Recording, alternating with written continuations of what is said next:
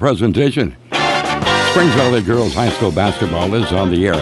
Q100 WFLQ is this exciting play-by-play coverage of Springs Valley Girls basketball. And tonight's game between the Lady Blackhawks and Forest Park Lady Rangers, being brought to you by Legends Restaurant across from the Fountain in French Lick. Orange County REMC, your Touchstone Energy Cooperative, 865-2229. By Springs Valley Bank and Trust, offices in French Lick, Paley, and Jasper. By Springs Valley Meadows, Highway 145 in French Lick. And by Smithville Fiber, now offering DSL and fast internet service to customers. Another way to serve you better. And now, Springs Valley Girls Basketball. Let's go courtside with Cuban Hendricks, Mike Hamilton, and Kevin Terrell. From the Hawks Nest on the SV campus in French Lick, Indiana, this is Springs Valley Girls Basketball, where tonight the Lady Hawks try to build on their season-opening win from Tuesday night as they welcome in the Forest Park Lady Rangers. Hello again, everyone. Mike Hamilton being joined tonight by former Springs Valley coach Kelly Schmidt. And Coach has agreed to join us for some selected games throughout the course of the season. So I figured if I couldn't have the privilege of seeing her down on the bench, by golly, we'll get her up here in the broadcast booth. We'll hear from her in just a moment, but what a great start for the Lady Hawks as they open the campaign and the Marty Niehaus era on a positive note with a solid 40-point victory over Shoals. Stevie McNew leading three players in double figures with 21 points. Jewel McCormick, 15. Off the bench, Elizabeth Stimley had 10. Leah Punturi dished out at least 10 assists in that contest as the Lady Hawks got off to a quick start. Kelly Schmidt, the one thing that we noticed under Marty Niehaus, and maybe it was a trademark of her coaching days at Forest Park, but the Lady Hawks look like they want to do what you did, and that is push the ball up the floor. Yeah, you know, Coach Niehaus is a coach that's really going to want to execute within the fast break, and, you know, she's going to run that flex offense within the half court and try to get some transition baskets out of that as well. And, you know, she demands defense, and that's something that you're going to see from this Hawks team here tonight. All right, I'm going to ask a couple of quick questions. The first, on a more personal note, being out now, does this seem a little weird? It does, you know, it definitely does, but we're excited to have Marty here. You know, she was a heck of a catch for us, and definitely a coach that stands out in the state of Indiana with a lot of wins and a lot of character, and so we bring that to our program. We're excited about that, and I know the kids are working hard for her, and even though my role's changed a little bit, we're definitely still here back in these Lady Hawks. And speaking of weird, it has to be indeed to for Coach Marty Niehaus, where she plied her trade for some 25 years in Ferdinand, to look across and see that she is on the opposite bench. Yeah, you know, for her coming in here tonight, I'm sure there's a little nerves and at times, you know, a little bit of awkwardness, like you said. These kids that are in the green jerseys across from her and those coaches in the green shirts are friends, and she's definitely wanting the best for them, but here tonight she's wanting her Hawks to come out and pull out a victory. Well, indeed, Tony Hassenauer spent 16 years as an assistant under Marty and guided the Lady Rangers to their second straight sectional crown a year ago. And as I think both of them will say, they'll each be fans of one another for 364 of the 365 days. But on the day they play, which certainly is tonight, they're going to do everything they can to beat one another. Tonight it is Springs Valley and Forest Park. The Lady Rangers lead the series. It's a relatively new one. This is only the fourth meeting. Valley's only win came, of course, in their undefeated season 2 years ago. That was down in Ferdinand. It was a dandy. Actually, the game was played up here, I should say, and that was a 2-point Lady Hawk victory. We're about 10 minutes away from tip-off as the Lady Hawks go for their second straight win. When we come back, we'll be joined by Coach Niehaus on the Springs Valley Girls Basketball Report. This is Springs Valley Girls Basketball. Orange County REMC is now offering you affordable protection for your home. Home security systems are available for members and non-members and will provide protection from fire, carbon monoxide, and theft. These systems are continuously monitored, so you'll have a peace of mind whether you're at home, work, or on vacation. You might even qualify for a discount on your homeowner's premium. Packages starting at $199 with monitoring starting at $24.95. For more information on these home services, call Orange County REMC at 812-865-2229.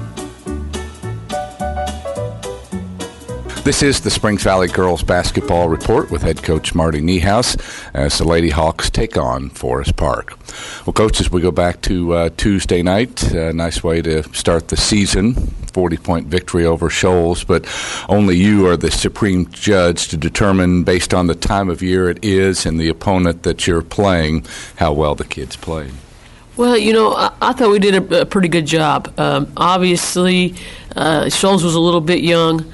And, a little bit out of their element, I think, to start the game. That helped us to get off to a great start.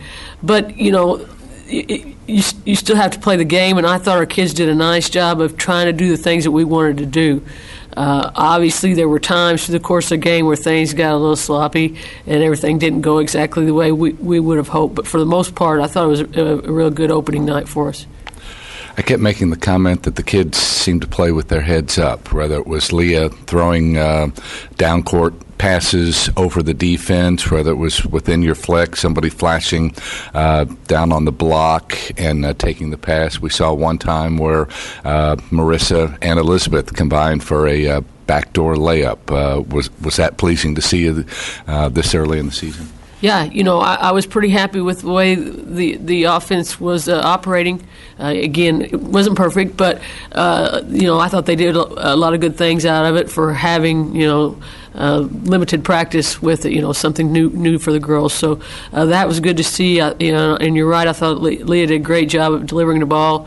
In the time that she played, she probably had 10 assists. So that was good. And, Atlanta did a great job seeing the open player as well. She had numerous assists. So that's the way we want to play. I mean, that's kind of how we're set up to operate, and I thought we did a good job with it. Conversely, what was the evaluation of your defensive play? Defense, not as great. I think we knew that this summer that was something that we really needed to work on. And at times it looked pretty decent. At times, we were playing out of position. We got in foul trouble. We were doing kind of stupid things. The good thing about that is I think the kids are committed to trying to clean that up. That a lot of that's in mental. You got to want to do it, and I think they do. Obviously, we only got one day of practice to turn around on, but already I'm hoping to see a little improvement with that. And the fact is, it's going to have to be there because Forest Park would take advantage of any defensive mistake that we make. Coach, whether it might be Kyra or Leah from the perimeter, Stevie mid-range, Jewel down in the post, are you looking to have kind of that diversified offense where you have a number of different options? Yeah, that's the way we want to play, and I think you have to. I mean, I think if you just depend too much on one kid, good teams will stop that player, and then you're in trouble.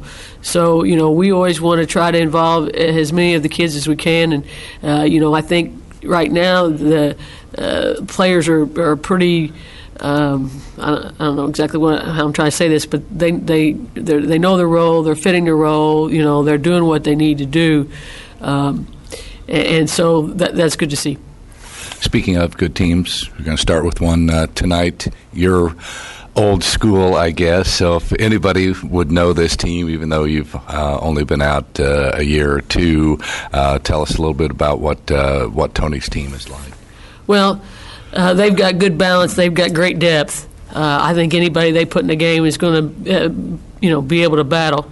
They love to run, and did a great job of that against Tell City when I watched them play. They've got some seniors who've got a lot of experience, some good outside shooters, and decent post play as well. And they always play hard, and I know they will really probably play hard tonight. So we'll have our work cut out for us. Not just tonight, but on through the rest of the season. Will a lot of the fortunes of this team, I guess, go determine on how well they're able to handle ball pressure? Well, that's another point. I could see Forest Park trying to pressure us, and that might be an area where there is a little concern for us. We weren't tested too much with that Tuesday night, and I think the fact that we were able to get off to a good start and everything went the way we wanted it to do kind of got us going in the right direction. It could be a little bit different story tonight, and how we handle that adversity is going to be key. All right. And as a final thought, anything else you're looking for out of the girls tonight? Well, just a great effort. I hope that, like I said, when things get tough, we hang tough. And if we do that, I think things will sort themselves out. Coach, thanks for joining us. Let's go out and get them again tonight. All right. Thanks, Mike. And this has been the Springs Valley Girls Basketball Report with head coach Marty Niehaus as the Lady Hawks take on Forest Park. We'll have more of our pregame in a moment. This is Springs Valley Girls Basketball. Hello, my name is Ross Key. I speak farming and represent Springs Valley Bank and Trust, a true community bank committed to agriculture. As an ag specialist, I am committed to working with our customers and supporting the economic strength of our agricultural community.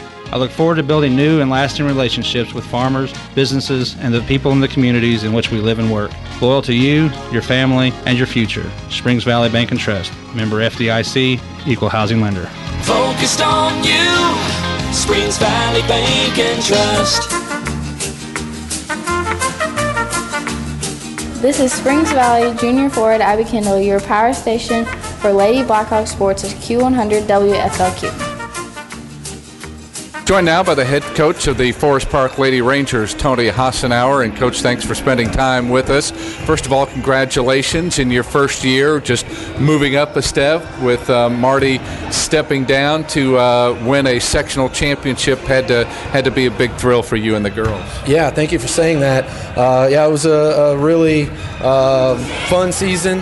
The girls did a good job of buying in all year, and Marty laid a great foundation for us to kind of walk in and take over, and to win a sectional any year is a great accomplishment, and to do it in my first year really felt special. And I'm sure you lost a couple of important seniors, but the good news is you've got a good nucleus of those kids coming back. Yeah, we returned 10 of our 12 varsity players this year. We lost 2 seniors, Shelby Loudon and Emma Mailing.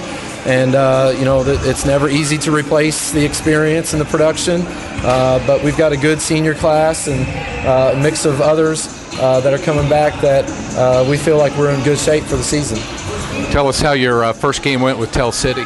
Got off to a good start against Tell City. That was the team we faced in the sectional championship last year, and going down there, they've got a raucous student body down there, so we knew going on the road it wouldn't be easy and it would be a tough environment to play in, but the girls did a great job and played really well and came out on top. With the fact that you're pretty well a lot more senior laden this year, are you looking for, and at least to this early point in the season, getting the leadership you'd like to right now? Oh yeah, this senior class has been great. Last year as juniors, they did a great job of helping out with my transition and our coaching staff's transition, and they've been really good again this year. Couldn't ask for a better group of kids. They work hard in everything they do. We've got girls that are doing academic contests and marching band, and we had one girl that cross-country state finalist, and they're just so involved in the community and in their church and in school and everything, and like I said, I couldn't ask as a coach for a better group of kids to work with.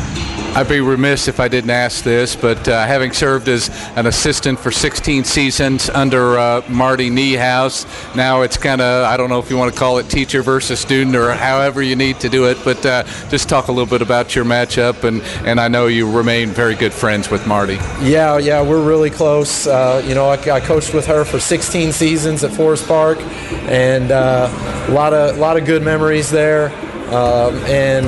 Never thought this day would come, but here we are. It's something I never thought I'd see. It's going to be emotional. It's going to be hard to, go against her as an opponent. She's been a friend and a mentor for so long that it's going to be really hard to go against her for an opponent. But, when she told me she got the job here, I told our team that she did that. And what the message I told them was, I'm going to be a big Springs Valley fan for 364 days of the year. But that night that we play them, she's the opponent. We're going to go out here and do everything we can to win. And I know she's going to do the same. And when that final buzzer sounds, we'll go back to being friends again and have a really good relationship, I'm sure. Coach, tell us your thoughts about this Valley squad. We know that they've got a lot of good quickness, especially with the point guard, Panturi, and a lot of good outside shooting. And then on the post players, they outsize us. So we're going to have to look at really shutting down the outside shooting of Valley, and also at the same time concentrating on blocking out and getting rebounds, because these post players are big and strong, and they'll be able to get a lot of boards and putbacks. So it's going to be kind of hard because we're going to be stretched out covering all areas of the floor tonight. Coach, because it's so early in the season, are you almost playing against yourselves as much as you are the opponent? Yeah, that's kind of been our focus is, what do we need to do to get better every day in practice? We kind of have a standard set for ourselves, and we're hoping to live up to that standard. So every day in practice and every game, we're looking for learning opportunities and trying to get the message through to the girls of their potential and what we can do. That is the head coach of the Forest Park Lady Rangers, Tony Hassenauer, as I had a chance to talk to him prior to the contest. Let's take a look now at the starting lineups in the contest. First off, for Forest Park, 1-0 on the year, 1-0 away from home. They'll have their home opener on Saturday against Lagodi. It'll be Kenley Gelhausen starting at one forward, just a sophomore at 5'4". She led the team in scoring with 12 points in that win over Pell City last Thursday. The other forward is Taylor Bear, 5'9", a senior at 7 points a contest. In the middle, Avie Gould, 5'9", a senior at 4 points a contest. And then the guards, a couple of more seniors. They have 6 on the team to the Lady Rangers. Samantha Jarbo at 5'3", did not score against Pell City. And Lynette Blumey, a 5'8" senior at 8 points per contest. Tony Hassenauer in his second year, 18-11, a winning mark of 62%. For the Lady Hawks, they'll go as they did Tuesday night against Shoals with Stevie McNew at forward, a 5'8" junior. Led the team with 21 points in that, including 16 of those in the, 15 rather, in the second half. Alana Nelson, the other forward, the 5'9" senior at 8 points a contest. 5'10" sophomore Jewel McCormick in the middle at 15 a contest. And the guards, 5'4" junior Leah Punturi at 6 a game, along with Kyra Harrell at 5'5" and a senior at 7 points per contest. The Lady Hawks delivered Marty Niehaus her 373rd overall win, the first for Springs Valley. They'll try to make it 2 in a row tonight here, and they get the tap as we are underway with Alana Nelson firing up a shot. Overshot the rim with the rebound taken down by Forest Park. Lady Hawks in white with the gold numbers, gold letters, and black and gold trim. Forest Park in their traveling green uniforms with white numbers, gold, and white trim. Down the lane, double clutching on the shot, but not getting it to go was Blumey. And the rebound taken out of there by Springs Valley. Just underway from the Hawks' Nest as the Lady Hawks go at it here against Forest Park, Marty Niehaus's old team. Alana Nelson works it off to Kyra Harrell. Here comes a three and nothing but the bottom of the net. Great start as Kyra not afraid to let them fly, and she puts the Lady Hawks on top first as driving right to the goal is Taylor Bear. Like she might have gotten away with a walk there with a little stutter step before she put it on the floor. The officials, Mark and Kevin Chrisman, along with Tom Rosenbaum, don't call it, and Forest Park has their first field goal of the contest and Valley's lead at 1. Jewel with the touch, right side, down to the corner, Stevie McNew from 12, boom! Good start for the Lady Hawks as they have knocked home 2 of their first 3 shots, and they're out to a quick 5-2 lead. Getting knocked down is McNew, or rather Kyra Harrell. Kyra is hurt here. I didn't see what exactly happened other than the collision. It looks like she was trying to take a charge and kind of ran through, the defenders kind of ran through her. Now, obviously, when you get knocked to the floor, usually that's enough to warrant some sort of foul, whether it be a charge or a block. There was no call by the officials, and Kyra a little slow in getting up. And Coach Niehaus is going to need her on the floor right now. So yeah, got to take that deep breath and come out here for our teammates. Well, they're going to require they stopped the clock So it'll be Elizabeth Stemley, the sixth person, the 5'6" senior, had 10 big points in the contest on Tuesday night, so she'll be in for now as Kyra tries to clear the cobwebs. Out of the corner, a three-pointer is missed by Jarbo, as that was a real quick one. Quickly down court, wide open is Jewel McCormick for the layup. So already, Leah Punturi starting off with an assist, and the ball through the fingertips of Jarbo and out of bounds. Our first turnover of the contest. Coach Niehaus has to like this start for the Hawks. They're coming out, knocking down shots, looking for their open shot opportunities inside, and Leah makes a nice pass there to Jewel for another easy bucket. Well, that was the key on Tuesday night. Valley ran out to a 17-2 lead and coasted. Bad pass by Punturi, stolen by Blumey. She's on her way to the other end, puts up the shot, no good, and Leah will draw the game's first personal foul. Yeah, Leah's trying to make a pass from one side to the other, and against a fast Forest Park team like this, she's not going to be able to do that tonight. So going to the free throw line is Lynette Blumey. We talked about 4 of the 5 starters returning from last year's squad. As the first free throw is good, they have 6 total on the team. First substitution for Tony Hassenauer is Faith Zizzetti, a 5'11" sophomore at 4 points a game, checks in. Zizzetti almost sounds Italian, not German. It does. It definitely does. Second free throw is off target. The rebound hustled there by Bear, and she stepped out of bounds. She tried to dribble along the baseline there, and hit the black line, and another turnover for Forest Park, although they did get the offensive rebound. And Valley goes on the attack, leading 7-3 with 2 minutes gone by. Lob down to the post to McCormick. Her shot is partially blocked. Zizzetti getting a piece of that.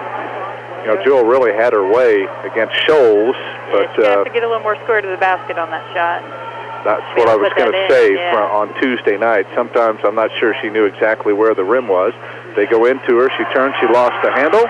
Another turnover as Forest Park picks it up.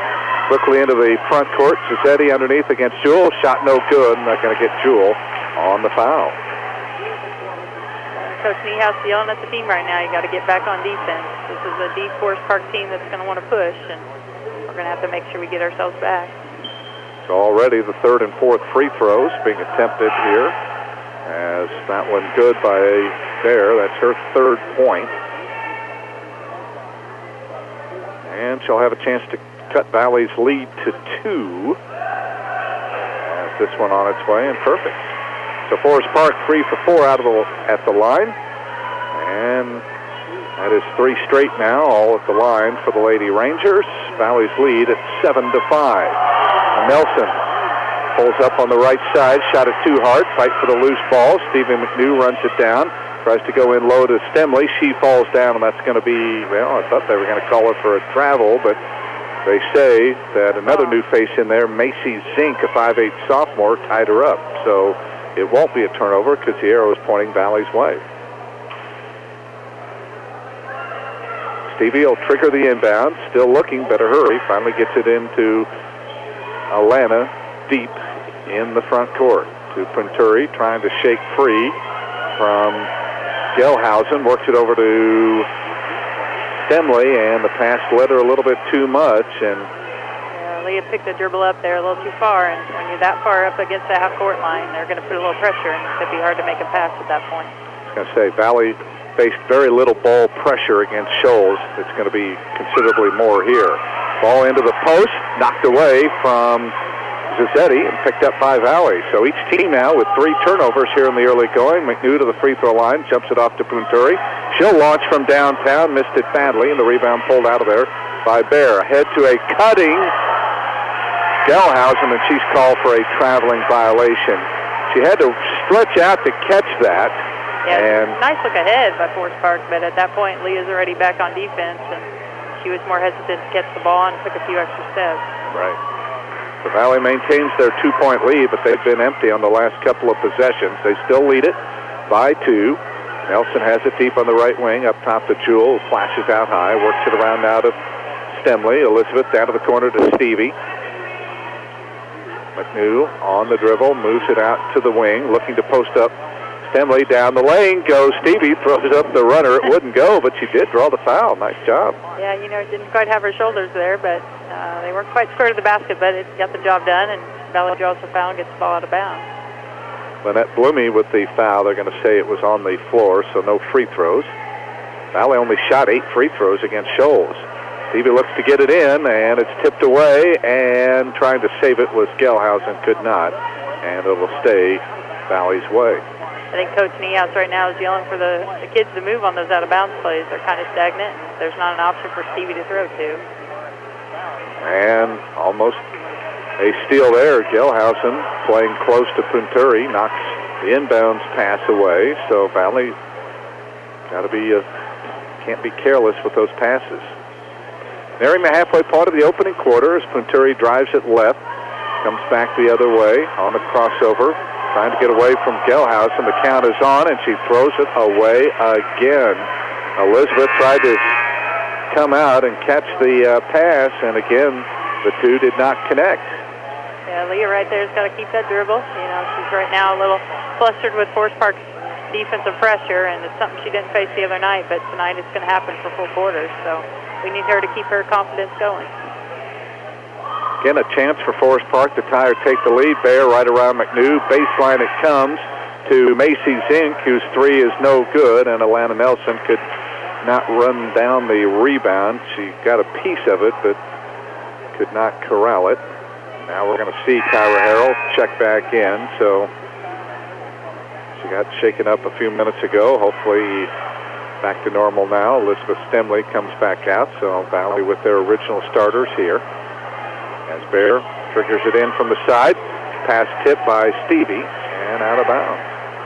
Stevie got herself into some foul trouble there against Shoals, and obviously her presence on the floor for much of the game. There's a steal again by Alana. Boy, she is good at that. Takes it down, puts it up, good.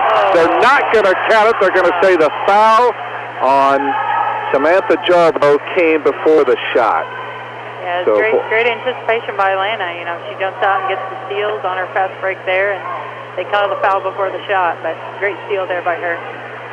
First on her, second on the team. The lob comes in. It's tapped away, picked up by Punturi in the corner.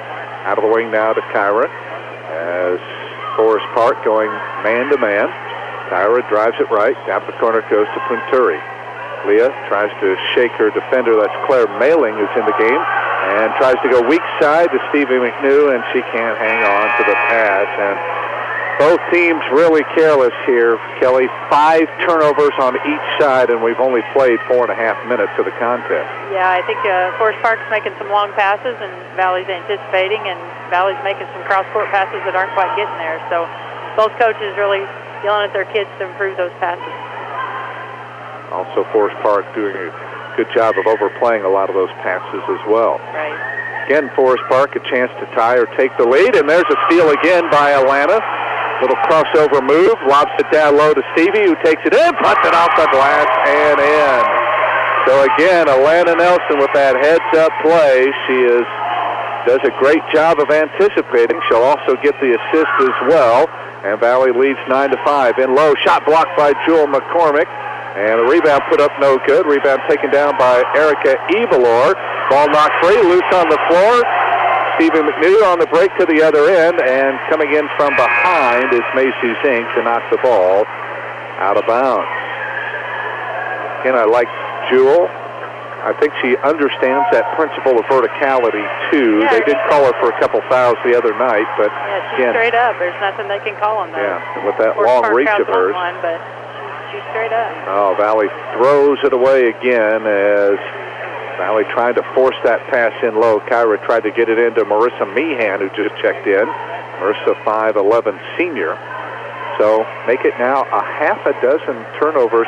Valley did not commit a turnover in the first quarter against Shoals, and already a half a dozen here. So that's the difference in the pressure that Forest Park's applying. Oh, beautiful move. Down the lane goes Macy Zink. lays it up and in. Nice little pick and roll play there. And Zink has Forest Park's first bench points. They're back to within 2 now at 9-7. Ooh, I think Leah may have gotten away with a double dribble. Over it comes now to Kyra. Out around the volleyball spiking line. Yelling out, trying to direct some traffic. Takes it right, trying to spin away here. Pulls up. Had this jumper blocked.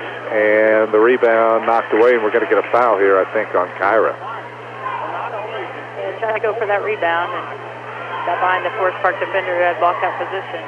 That's her first, the team's third. Looked like Kyra was trying to do a little bit too much, but again, Valley seems to be doing a lot of standing around right now. Yeah, we've got to have better movement on the offensive end. Kyra didn't really have an option there. Especially overplaying the passing lanes, you've got to come out and meet those passes. Here's a drive by Zink, blocked away, but we're going to get Kyra on another foul here. That's 2 straight now. So a nice little drive there by Macy Zink. She didn't even play in the game last Thursday, so she's already making her presence felt. 2 points and a chance for a couple here. As the free throw off the back iron. So Elizabeth Stemley will replace Kyra, who goes to the bench with 2. Taylor Bear back in for Forest Park. Lynette Blumey also returning, as does Kenley Gelhausen. So it's probably a luxury that Tony Hotzenauer has. Kelly's a pretty deep bench. That bench just keeps coming in and cycling them in this first quarter, and you can see Valley's suck the wind a little bit, and they keep bringing in fresh bodies. Zink missed them both. Marissa the rebound. Here's Stephen McNew, runs the floor, picks up the dribble, looks to get rid of it, lobs it in low, intended for Stemley, knocked away, and Forest Park comes out of there with it. And then it's stolen back by Alana Nelson, 5 feet from the goal, takes one dribble, lays it up and in.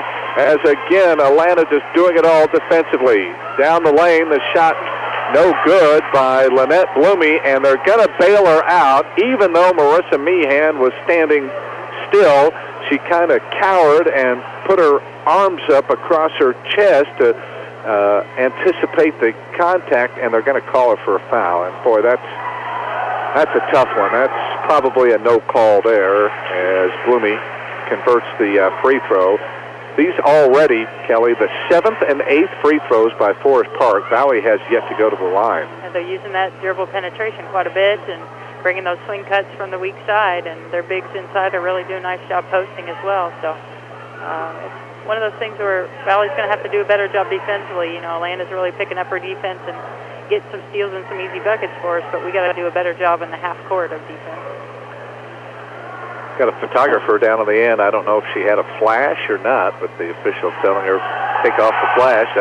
That's a good advantage, isn't it? There you go. Maybe Coach Niehaus got a little something up her sleeve there. Free throw missed. Offensive rebound. Here's Bear along the baseline, drives in, kicks it weak side to Gelhausen, takes it down the lane, and she double dribbled with a basketball. Yep. Lost the handle there as Marissa Meehan made her presence felt coming out. Boy. Saw Marissa, she went around that corner and decided she maybe went a little too far. Probably should have pulled up for a little jump shot. You can tell this is an early season game here. 15 combined turnovers, and we still have a minute to go opening quarter. Lob left side to Stevie McNew, being hawked out there by Zink. Down to the corner goes to Marissa. Jumps it off now to Punturi. Lobs it in low to Marissa. Her shot blocked away. Scramble for the loose ball, and we'll have a held ball here. And the arrow is pointing Valley's way. I think that's already 3 Forest Park blocks here in this opening quarter. And it's got to be an adjustment going from a team like Shoals to a team like Forest Park. Lob comes into Marissa, throws up a wild shot, no good. Rebound Elizabeth, back up it would not go. Rebound fought for, and Forest Park comes out of there with it. They've got numbers. Down court, here's Gelhausen underneath the basket, lays it up and in. Well, Valley's led the entire way, but their lead down to 1. Final 20 seconds here of the quarter. As Stevie launches a quick 3, it would not go. And the rebound fought for, trying to save it with Stemley, could not. And Forest Park will have 16 and a half seconds to try to take their first lead of the contest as we end this opening quarter. The Hawks want to dig in right here. 14 seconds to go and continue that lead here in the first quarter. Into the front court comes Blumey around the screen, into the lane. works it down low to Evelor, and she is called for traveling. Again, Marissa Meehan came over and forced the turnover. Nice defensive presence there by Marissa. Causes a turnover. Now the Hawks got 4.9 seconds to get down and try to get a shot. Forest Park's going to apply a little token pressure here. Jewel will trigger it in.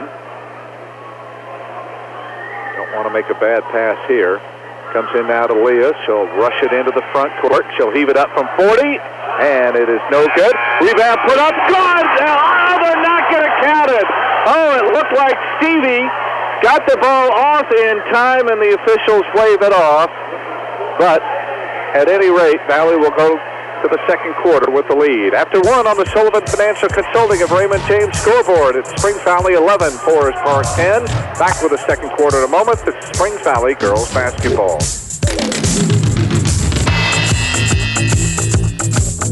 When it comes to shopping local, most of us think of small, friendly mom-and-pop shops with their quality products and commitment to their community. You may not think of Smithville as a local company, but it is. An Indiana company built by Hoosiers for Hoosiers. Nationally recognized for outstanding fiber internet, TV, voice, and security, as well as incredible customer service provided by your fellow Hoosiers. Go local. Visit switchtosmithville.com for the fastest internet and more. You'll be in good hands. A message from Springs Valley Meadows and French Lick. As we age, recuperating from an illness or surgery may take more time than it used to. It's important for you to follow your doctor's discharge orders and include physical, occupational, and speech therapies when needed. Skimping on post-hospitalization therapy can cause potential falls and infections. So do it for yourself and do it for the ones you love. The road to recovery begins at Springs Valley Meadows and French Lick, where caring people make the difference. Call us at 936-9991.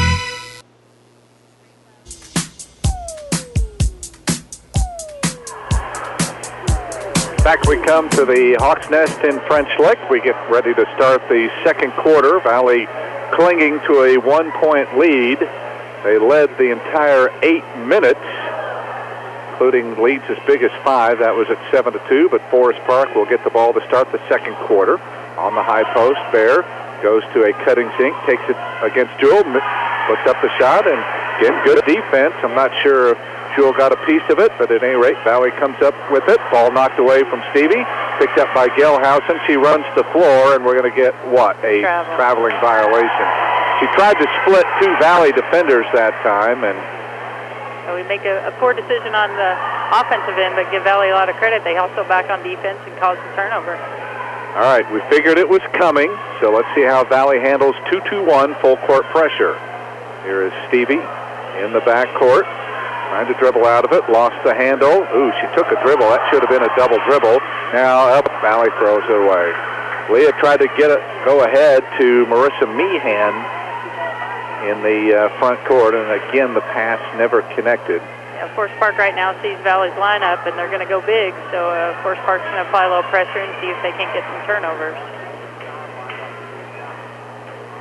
All right, nearly a minute into the second quarter. Out top, Bear with the basketball. Takes it against Jewel, drives it to the left wing, picks it up, throws it up top now to Jarbo, who goes down the lane, puts it up no good. A rebound tapped around, picked up by Leah Punturi. Leah into the front court, slows it down, and Valley will set up the half court. Leah being hawked out there by Jarbo, picks up the dribble again, gets it off now to Atlanta, takes it to the baseline. Tries to go in low. It's knocked away. Scramble for the loose ball. Picked up by Forest Park. And a foul here on Atlanta. Atlanta gets the pass still and tries to really get the ball back on the defensive end, but commits the foul in the meantime. Got to keep her composure here. She's had a nice defensive night. She'll bounce back from that one. So again, Lady Hawks trying to adjust to the increased ball pressure. 16th foul. Next one will put Forest Park into the bonus. They try the little give and go, and low it comes to A.B. Gould, and she traveled with the basketball. So Forest Park committing some unforced turnovers as well, and already now just 9.5 minutes into the game, both teams in double figures. At least the turnovers are staying about even. It's 10 apiece.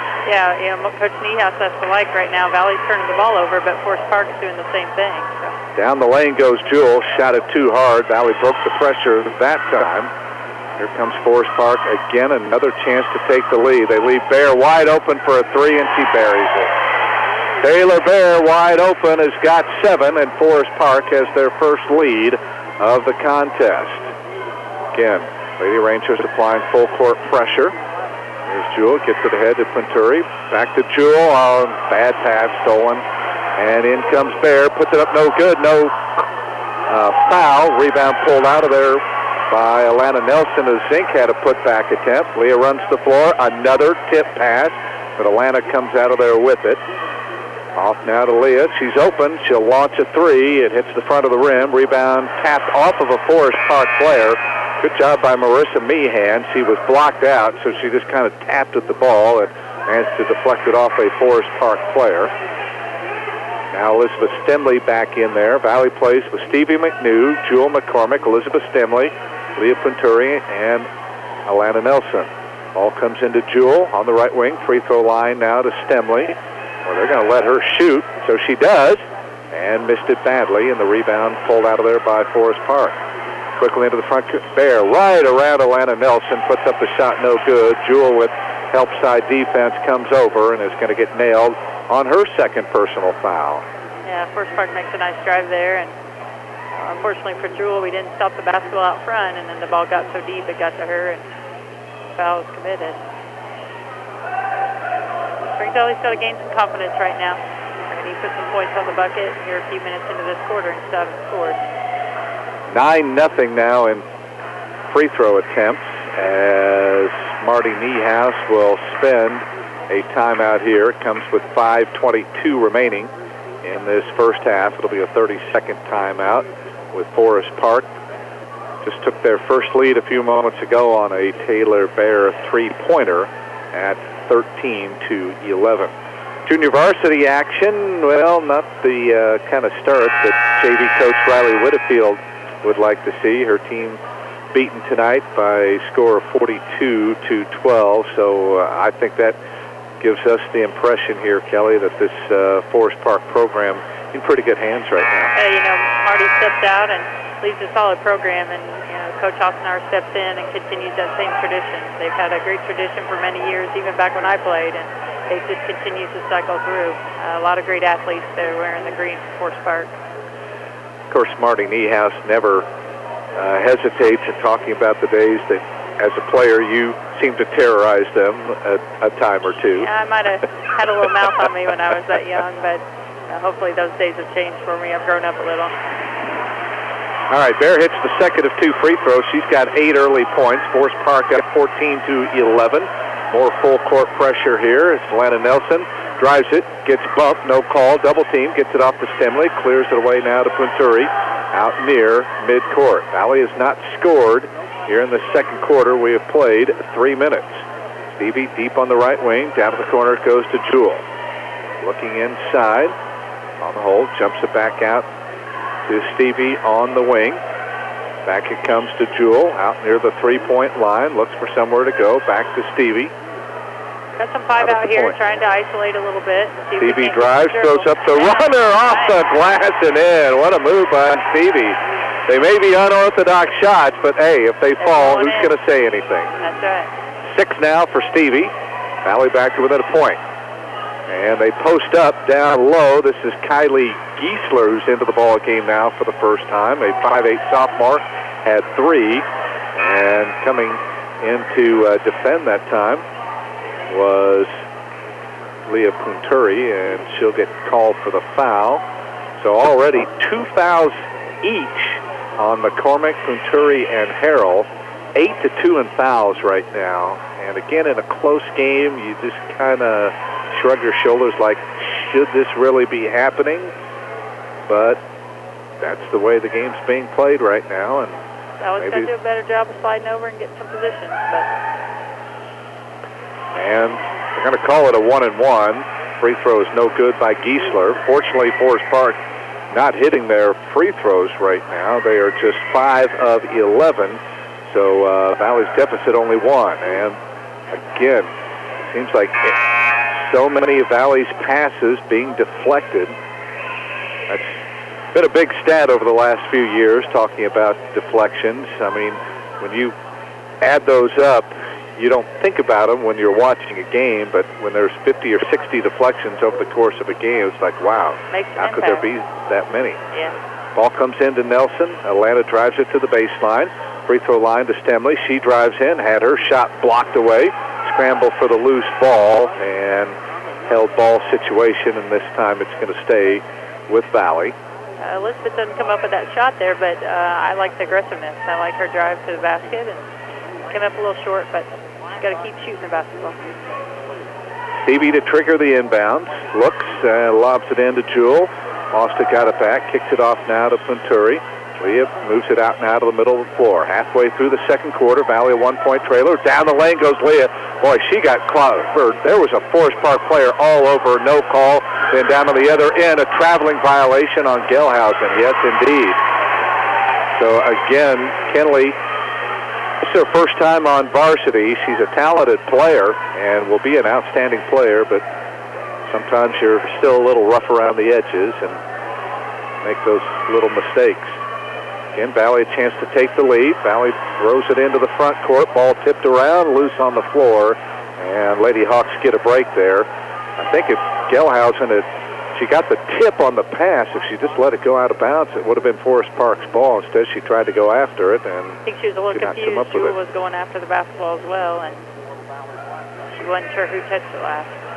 Ball comes into Atlanta. It's tipped away again. Well, it's got to be a culture shock for the Lady Hawks, with Shoals really sitting back in their zone the other night. Forest Park is in a tight man-to-man, so they're challenging everything right now. But these are the kind of games, though, that Valley needs. Has to make you a lot better. Nice lob in low to Jewell. Puts it up. Good! Counted and one! Valley not giving up, trying to post up Jewell, and this time she cashes in with her second basket. And finally, Valley will shoot a free throw as Jewell, the chance at a three-point play as the Lady Hawks jump back in front, her fourth point. And she'll have a chance to make it a three-point play. She fires the free one up. It's off the back of the rim. And the rebound yanked out of there by Zazzetti for Forest Park. 3:25 to go in the quarter. Emma Loudon, the 5'4" sophomore in there. I think that's the 10th player that Tony Hassenauer has used. And there's a double dribble on Gelhausen again. Boy, she has probably committed, I'd say, close to half of Forest Park's turnovers. I'm not trying to pick on her, but she's being aggressive with the ball, but at the same time, she's making some mistakes with some travel. Oh, a tip pass, and Valley again not making those strong passes, and Forest Park the steal in the backcourt. Cross-court feed in low to Zink, turns, jumps it out now to Giesler, works it around now to Loudon, down to the corner, Bear. They're trying to post up Zazzetti. She and Jewell are having it at it. A Zink down the lane, blocked away, but picked up there by Zazzetti, and as she goes up, I think Jewell was able to recover and get over and get a piece of that. Jewell's got to be careful, too. She's got 2 fouls. You don't want to pick up a third before halftime. Off the inbounds, it comes into Bear, cutting down the lane, and she is fouled by Alana Nelson. Yeah, so Forest Park there, they run that cutter to the corner, and Valley decided to cheat a little bit, and they ran that back cut right behind Forest Park. Out-of-bounds plays have been pretty spectacular for them here tonight. Free throw good by Bear. Taylor with her 9th point. Gives us our first tie of the game now at 15. Second free throw on the way, good as well. So Taylor Bear in double figures with 10. And Forest Park back in front, our third lead change at 16 to 15, 2:45 to go before intermission. Nelson tries to get into the front court, jumps it off to Punturi, lobs it ahead now to Kyra. Open out of the corner, Punturi got it again! Boy, leave Kyra Harrell open, and you can just about mark it on your sheet. Kyra's got 6. That's her second triple. Valley up 2 now. Loudon down to the corner, out to the wing. Tried to post up Zazzetti, and Leah Punturi called for a kick. As we'll see Samantha Jarbo come back in, replacing Kylie Giesler. 2:22 to go in the quarter. Comes into Bear, out of the corner. Oh, they leave her wide open. Missed the 3. Oh, tipped out long. Kyra had it, but Jewell taps it out wide, so Forest Park gets another look. Down to the corner, Zink will try a three. It's off the rim. Rebound fought for, and Alana Nelson can't hang on to it. Nice hustle play there by Lena. Got herself down in position to pull that board down, just didn't quite get it. Loudon will trigger the inbound. Gets it in now to Zink. Drives it to the right wing, back to Loudon. She'll launch a three and hit it. Wow. So Emma Loudon, the athletic director's daughter, hitting a three. Her older sister just graduated last year, one of just two. And another tip pass stolen away again as Valley careless. And on the other end, a layup. Good by Samantha Jarbo, and that's 5 straight points. And suddenly Forest Park leads by 3. And Marty Niehaus is going to take a 30-second timeout. And you just kept thinking Valley hanging in there, and then just, boom, a couple quick mistakes, an offensive rebound, a steal against the press, and boom, Forest Park now has their biggest lead. Yeah, it looks like Valley can get the ball to the middle, which is what they were trying to do that last possession, but Jules got to do a better job moving to the basketball. And when she moves to the basketball, she can catch and look opposite, and it looks like Valley may have some opportunities, especially like we just saw Kyra knocking down the three-point shot there earlier. I always think of the what my good friend Paul Stroud would say in a situation like this: you fake a pass to make a pass. That's right. That's exactly right. Right now, Valley's got to put something on those passes, and they've got to move to those passes, and now things will turn around for them. All right. Still, though, they have competed very well with a good Forest Park team for the better part of a half. Yeah, definitely. And, Coach Niehaus is going to go into this halftime with some things to work on, but she's also got to be pleased with how they've played so far. In full court pressure, Leah in the backcourt, hands off to Atlanta. Picks up the dribble, moves it back now to Punturi. Leah gets it across, and she palmed the basketball. Yep. Got her hand underneath there. And that is now 14 Springs Valley turnovers here in this first half. Now, Leah saw an opening. She was going to go for it. She put that ball a little bit too far under her hand. Quickly into the front court.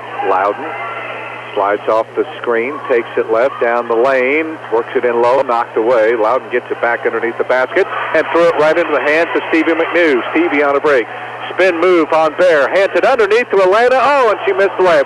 Rebound, Jewel back up, and it is blocked out of bounds. Great follow there by Jewel. Got to make that first one. Boy, still, how Forest Park has only committed 3 fouls in this first half, as aggressive as they've been, is beyond me. Lob comes into Jewel. She got knocked to the floor, no call, and now we'll have a held ball, and it'll belong to Forest Park. And with 1:06 to go before the break. Yeah, Forest Park's definitely figured out that we're going to McCormick every out-of-bounds play, and they're cheating her way, and we continue to make that pass. I thought Jewel got pushed that time, and again, the officials ignore it. So, Stripes not going the way. Oh, Bear, nice little move off the screen, wide open. Lays it up and in, and that's 7 straight now for Forest Park, and they lead by 5. Valley breaks the pressure, right side, Harrell pulls up, three-pointer, around the rim, no good. Rebound taken out of there by Jarbo, 40 seconds to go in the half. Jarbo runs the floor, hands off to Bear, works it in low to Zazzetti, shot blocked away, but it's picked up by Zink. She misses the shot, but a foul here on Valley, and the Lady Hawks are just absolutely getting killed on the glass right now. Yeah, right there, offensive rebound for Forest Park. They've had 3 in a row here, and so Valley's got to do a better job blocking out. So Macy Zink will go to the free throw line as Alana Nelson just picked up her 3rd. So, again, foul trouble starting to become a factor as that free throw by Zink dips way down in and pops back out. So Elizabeth Stemley back in. Valley has primarily gone with just 7 players here in this first half. 33 seconds to go. Valley trailing by 5. This free throw pops out again. Rebound grab by Alana Nelson. She falls down. Looks to get rid of it. Does to Stemley. Or actually, that was Jewel. Jewel, yeah. So Valley, let's see if they are patient enough to play for the final shot of this first half. They scored 11 in the first quarter, 7 so far here. Leah drives it right, lobs it in low to Jewel, backs her way in, puts it up, blocked away again, and again no call. Quickly into the front court, Gelhausen ahead of the pack, lays it up and in. Again, Forest Park running, 4 seconds to go. Here is Leah, runs into Taylor Bear, and they're finally going to call a foul. What do you know? Bear picks up her first. It's only the fourth team foul, so Valley will have 0.4 of a second, so they'll have to grab it quickly and throw it up. But if Valley doesn't score, Forest Park will have scored the final 9. Leah looking, better hurry, gets it in now to Kyra. Three-pointer is short, and that'll do it for this first half of play. So for 14 minutes at any rate, Lady Hawks going toe-to-toe with a good Forest Park team, but the Lady Rangers take advantage of some miscues by the Lady Hawks, score the final 9 of the quarter, and we'll take a 7-point lead into the dressing room at halftime. We'll start our halftime activities when we come back at intermission on the Sullivan Financial Consulting of Raymond James scoreboard. It is Forest Park 25, the Lady Hawks 18. You're listening to Springs Valley Girls Basketball. Legends Restaurant in French Lick is your ultimate destination for any special occasion you might have. Birthdays, wedding receptions, anniversaries. Legends has the party room, the supplies, and best of all, the great food you need to pull off that perfect event. And it's not too soon to be thinking about their big New Year's Eve bash featuring a live DJ, party favors, and a free toast at midnight. Book your holiday parties now by calling 936-6338. That's 936-6338. Legends Restaurant across from the fountain in downtown French Lick. Start your own tradition. Go Springs Valley Basketball and go to Babcock Motors, Orange County's only new car dealer. See the new Chevy Equinox and the big inventory of used pickups at Babcock Motors, your Chevrolet dealer in Orange County. That's Babcock Motors in Orleans. Go Blackhawks and go to Springs Valley Supply on Highway 145 in French Lick. Stop by for top quality Valspar paints for interior and exterior protection. And see the line of Cabot stains for steps and decks at Springs Valley Supply, your steel dealer in French Lick. Orange County REMC is now offering you affordable protection for your home. Home security systems are available for members and non-members and will provide protection from fire, carbon monoxide, and theft. These systems are continuously monitored, so you'll have a peace of mind whether you're at home, work, or on vacation. You might even qualify for a discount on your homeowner's premium. Packages starting at $199 with monitoring starting at $24.95. For more information on these home services, call Orange County REMC at 812-865-2229. We're loyal to your family, your business, your future. Focused on you, Springs Valley Bank and Trust. You'll love our helpful staff, our warm and smiling faces. Latest tools and services delivered by the friends you trust. We're loyal to your family, your business, your future. Focused on you, Springs Valley Bank and Trust. This is Springs Valley senior forward Alana Nelson. Hear every dribble, pass, and shot of Lady Blackhawks basketball on the sports voice of the Valley, Q100. And before we start our halftime activities from the Hawks Nest in French Lick, let's pause 10 seconds for station identification. This is Springs Valley Girls Basketball. Blackhawk and IU basketball, a winning shot every time. Hear them here on WFLQ, French Lick, Indiana. Mike Hamilton along with former Springs Valley girls coach Kelly Schmidt. We're at halftime. Forest Park leads Lady Hawks by 7 at 25-18, but Forest Park had to scramble. They ended up scoring the last 9 points of that second quarter to forge the lead that they enjoy here at halftime. Take a look at the way the scoring went for the Lady Rangers. Taylor Bear is leading the way. She has 3 baskets, one of those a 3, and she has gotten to the free throw line 6 times, converted 5 of those, so she has a dozen here at halftime, almost half of Forest Park's points. 4 points out of Kenley Gelhausen, their sophomore forward. Emma Loudon off the bench hit a second quarter 3, and then they got 2 points each from Samantha Jarbo and Macy Zink on field goals, and Net Bloomy was 2 out of 4 at the free throw line. A.V. Gould started, has not scored to this point, and Tony Hassenauer has used Kylie Giesler Erica Evalor and Faith Zizzetti, and that trio off the bench for the Lady Rangers also has not tallied. So 12 out of Taylor Bear leading the way. Forest Park only whistled for 4 fouls in that first half. Nobody had more than one. For Springs Valley in the first half, their leading gun, Stevie McNew, 3 field goals for the junior forward, so she has a half a dozen. Also with half a dozen is Kyra Harrell, as she bombed in 2 3-pointers, 1 in each quarter. Jewel McCormick, a couple of baskets for 4, and Valley's other 2 points coming on a steal and lay-in by Alana Nelson.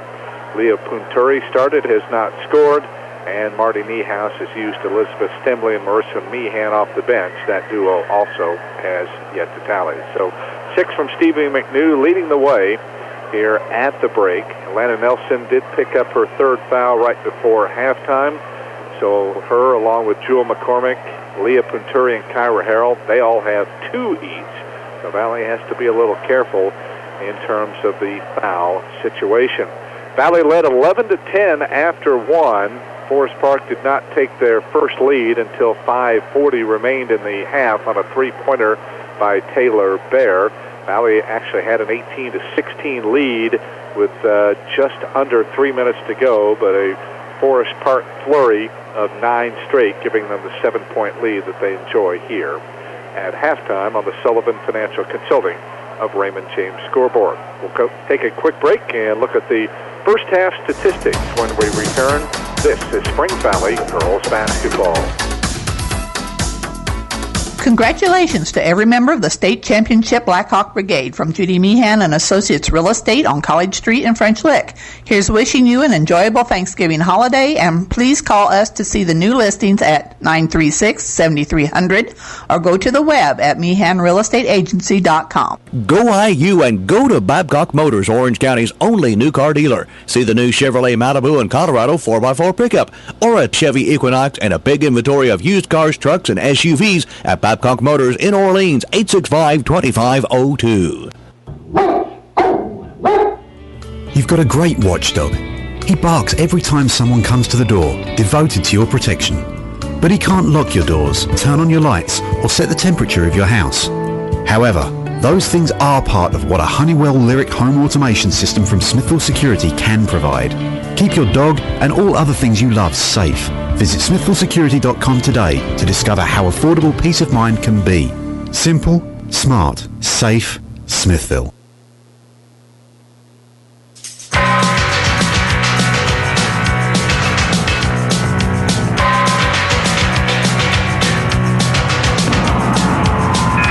Forest Park with a 7-point lead here at halftime on the Sullivan Financial board at 25-18, and you can pretty much tell looking at the numbers here, Kelly, that this is probably an early season game, which it is. It definitely is. You know, if you look at the turnover column, and for both teams, as well as missed free throws and missed shot opportunities, it's definitely early in the basketball season, but you know, each and every team is going to get better as the season goes, and both of these teams hope for the same thing. Forest Park just 26%, 6 out of 23, 1 of 6 from downtown. So hopefully you can credit a lot of Valley's defense with that. They also weren't too successful at the foul line, hitting just 47%, but they did get to the line 15 times to just once for Valley, and boy, that's a tough discrepancy. Yeah, you know, they're getting that many free throws. They haven't hit them this half, obviously, but the good teams are going to eventually hit those, and Valley's also going to get themselves in foul trouble. So 2 negatives there for Valley if we continue to foul without the basketball. And Forest Park did turn it over 13 times, so hopefully, again, that's a product of better defense we're seeing from the out of the Lady Hawks from on Tuesday night. Yeah, Coach Niehaus is, you know, one of those man-to-man coaches. She's going to drill and demand it each and every day, and we've seen improvements from game 1 to game 2 here in our defensive presence, and causing a lot of turnovers on our end as well. Valley shooting just slightly better than Forest Park, 30%, 8 out of 27, just 2 of 8 from three-point land at 25%, as we mentioned, just 1 time to the free throw line, and that was a miss.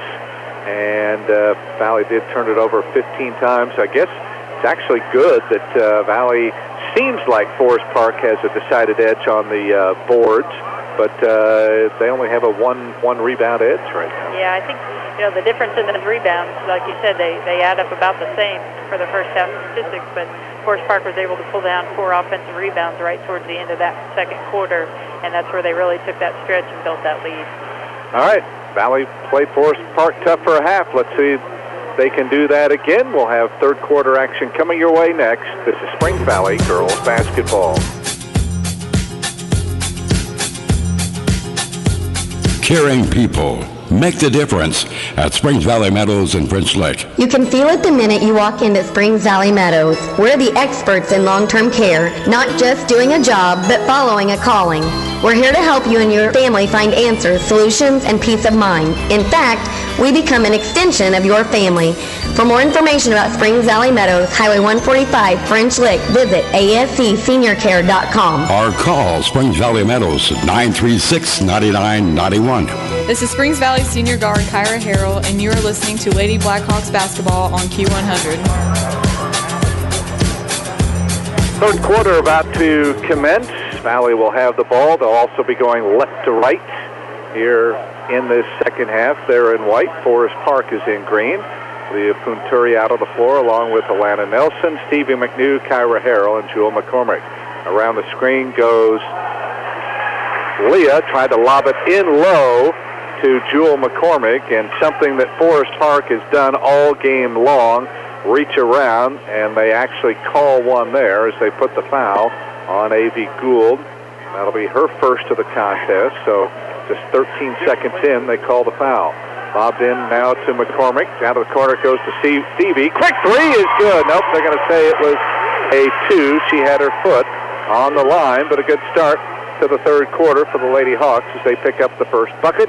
Stevie's got 8 in the contest. Out of the floor, Taylor Bear for Forest Park. Little crossover move, ball tipped, and that will go out of bounds. It'll stay with Forest Park.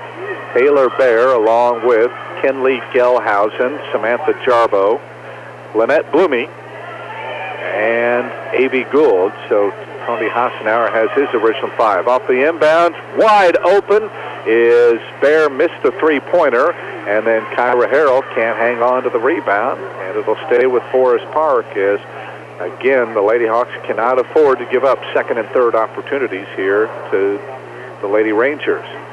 Comes into Gelhausen, her shot no good, ball being tapped around, and again, Valley cannot come up with a rebound. Boy, tapped around, it's almost like a couple, 3 Valley players are fighting each other for the ball here. Got to go up with 2 hands and pull those down.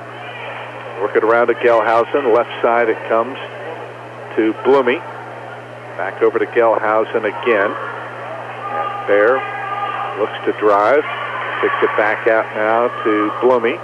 Picks up the dribble, works it around now to Jarbo, comes back on the near side to Gelhausen, lobs it in low to Gould, turns on Jewel, missed the shot badly, rebound pulled out of there by Stevie. Valley 5-point trailer, minute into the third quarter. Stevie kicks it off now to Kyra, 3 on the way, good! Kyra Harrell from downtown, make it 3 on the day for the Valley senior. And just like that, the Lady Hawks back to within a deuce at 25-23. Jarbo up top to Gelhausen, wide open for 3. It is short, ball tapped around, scramble for the loose ball. Still no whistle, and Forest Park comes out of there with it. Gelhausen almost a steal by Stevie. Bear into the lane, dumps it underneath, and we're going to get a foul here on Kyra. Looked like she had Gould stuffed that time, but they're not going to call it. But looked like maybe she had her a little bit of the body as well. But Valley's got to start pulling some of those defensive rebounds out right now. Yeah, that is hurting them. Yeah, pulling some offensive boards or balls tipped out of bounds. Forest Park continues to struggle at the line as Gould misses the first free throw, so just 7 of 16 now for Forest Park. That, by the way, is Kyra's third foul, so she's going to have to be careful. She joins Alana with 3. Second free throw is good, and Forest Park leads 26-23. Valley looks to break the full court pressure. Ball tipped away. It's stolen by Jarbo. Takes it to the other end and scores. So that time Stevie dribbling into the trap and ended up losing it. Back to a 5-point Forest Park lead. Lob into the front court. McCormick gets it off now to Stevie. Drives down to the corner and Another 3 tries, an air ball this time. Rebound to Atlanta. Back up, no good, but a foul. That was Kyra with a 3. Overshot it. Atlanta the rebound. So finally, free throws upcoming here for the Lady Hawks as Valley comes up with the offensive rebound. The foul on Kenley Gelhausen is her first. That's the free throw by Atlanta up and good. Worst part is applying that full court pressure, and I tell you, when we reverse the basketball and get the balls in the middle of the Jewel, we've been able to break it with no problem. Right. Second free throw up, perfect. Boy, I love the way Atlanta dips at that free throw line. She goes way down. She's got a big knee bend there, but something you're definitely not going to change when she's a senior. 4 for Atlanta. Valley back to within 3, 28-25 on the Sullivan board. Bear picks up her dribble. Finally, Gelhausen comes out middle of the floor to bail her out. To take the pass, drives it left, takes it in on Punturi, left it short. The rebound grab by Jewel. Head now to Punturi. Marty Niehaus says, let's run. Here's Stevie, drives, pulls up from 10, missed that one, and then Jarbo cannot hang on to the rebound, and it'll stay with Valley.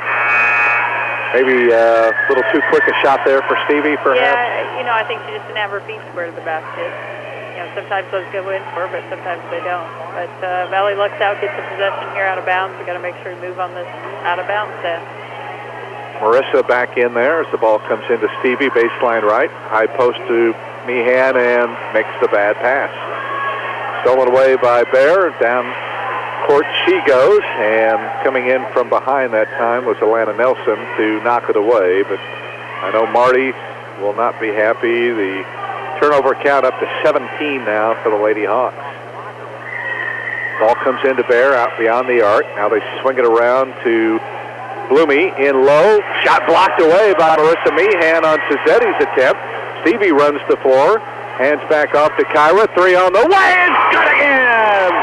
Kyra doing it from downtown. Her 4th triple of the contest. And we are tied for the second time tonight at 28. Down the lane goes Bloomy, throws up the shot, no good, and they're going to say Atlanta got her with the body, and that's going to be 4 now on Alana Nelson. Yeah, that hurts the Hawks. That is a tough call again, as Bloomy will go to the free throw line. We get some momentum there. Your best defender picks up her 4th foul, and it's earlier in the 3rd quarter. Right.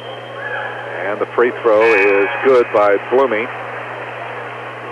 That is her 3rd point. So Atlanta out, and Abby Kendall will check in now for the first time. Abby, a 5'7" junior. Forest Park by 1, 4:47 to go, 3rd quarter on the Sullivan board.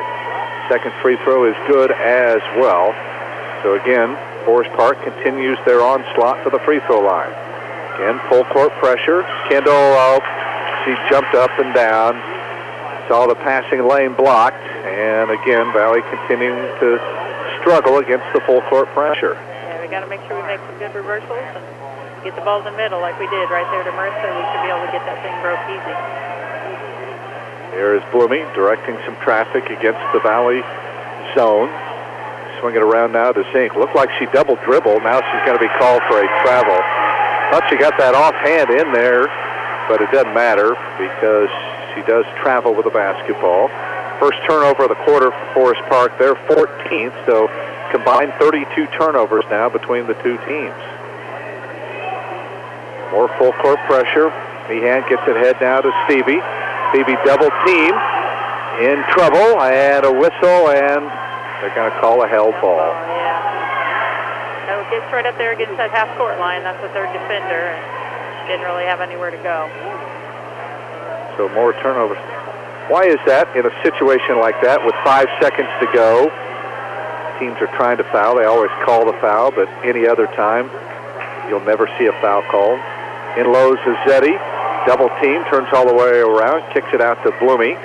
Cross courts the pass to Gelhausen, now left side to Bear. Back it comes now to Bloomy, in low to Zazzetti, turns, puts it up, and they're going to call a foul on Marissa. Wow. So Marissa called for her 2nd personal foul as, again, Forest Park just making a living at the free throw line. This will be their 20th and 21st attempts. Valley's only shot 3, and Marty Niehaus starting to get a little bit frustrated as that free throw by Zazzetti clangs off the back iron. So Jewell back in, Abby Kendall out.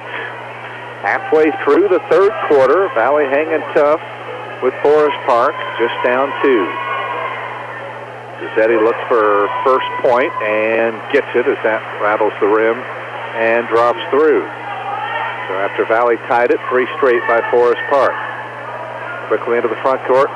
Tyra Harrell down the right side, puts up the shot, no good, and then ball comes down and deflects off her and out of bounds. And a nice aggressive move there by Kyra. So you got to get the ball to the rim as quick as you can, and she had a nice move there. Just couldn't come up with it. Again, I thought enough contact to warrant a foul, but these officials just not calling it. It has been one-sided in that regard, and that has hurt the Lady Hawks. Here's a long 3 by Bloomy. It bounces off the rim.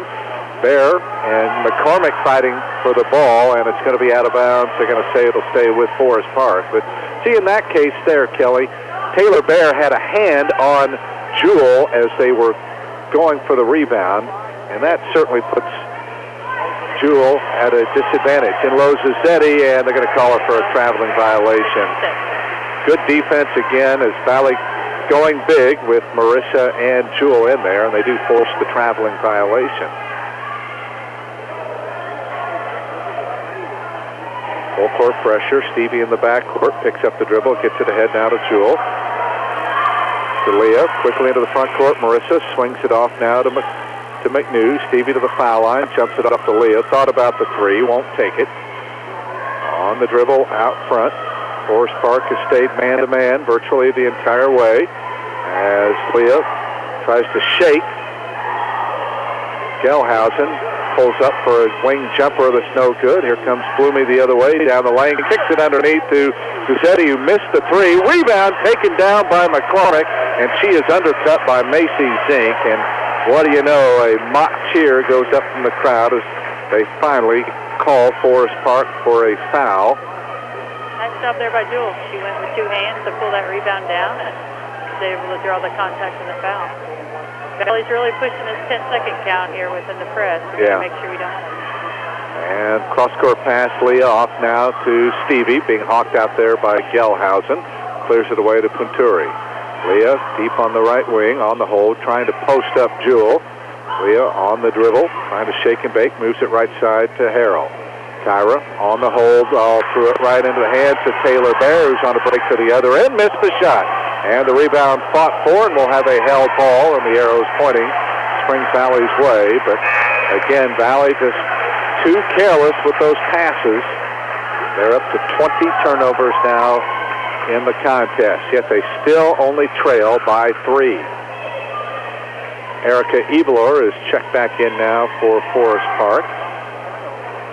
As again, Lady Rangers applying full court pressure. Stevie in the backcourt, hands it off now to Punturi. Leah drives into the front court, had it knocked away, being knocked to the floor, and they're finally going to call a foul again.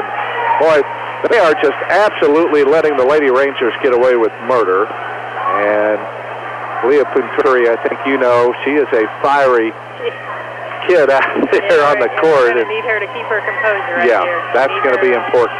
Her leadership, so she's got to fight through some of those fouls. Ball comes in off the inbounds. That's the 14th foul now. The Forest Park being called. There's another foul on Macy Zink trying to reach in as Leah driving it to the right side. So Zink picks up her second foul. So that's already more fouls in less than 6 minutes of the third quarter than Forest Park was called for in the entire first half, and yet they're playing the same way.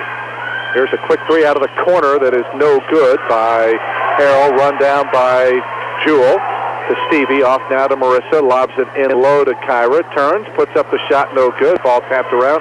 Forest Park's got it, they're on a break to the other end as Bloomy scoops it up and got it. And a timeout called here by Tony Hassenauer. It'll be a 30-second timeout as again Forest Park's lead grows to 5. They led by 7 at halftime, so again, Valley playing right with this Forest Park team, but just can't seem to quite get over the hump. Yeah, those field goals eventually going to go in.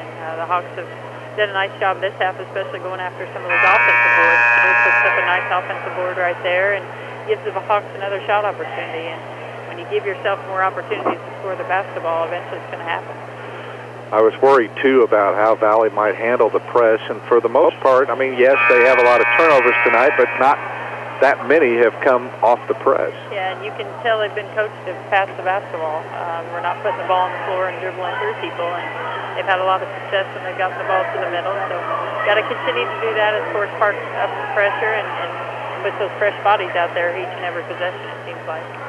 1:47 to go here in the third. Valley trailing 33-28 on the Sullivan Financial board.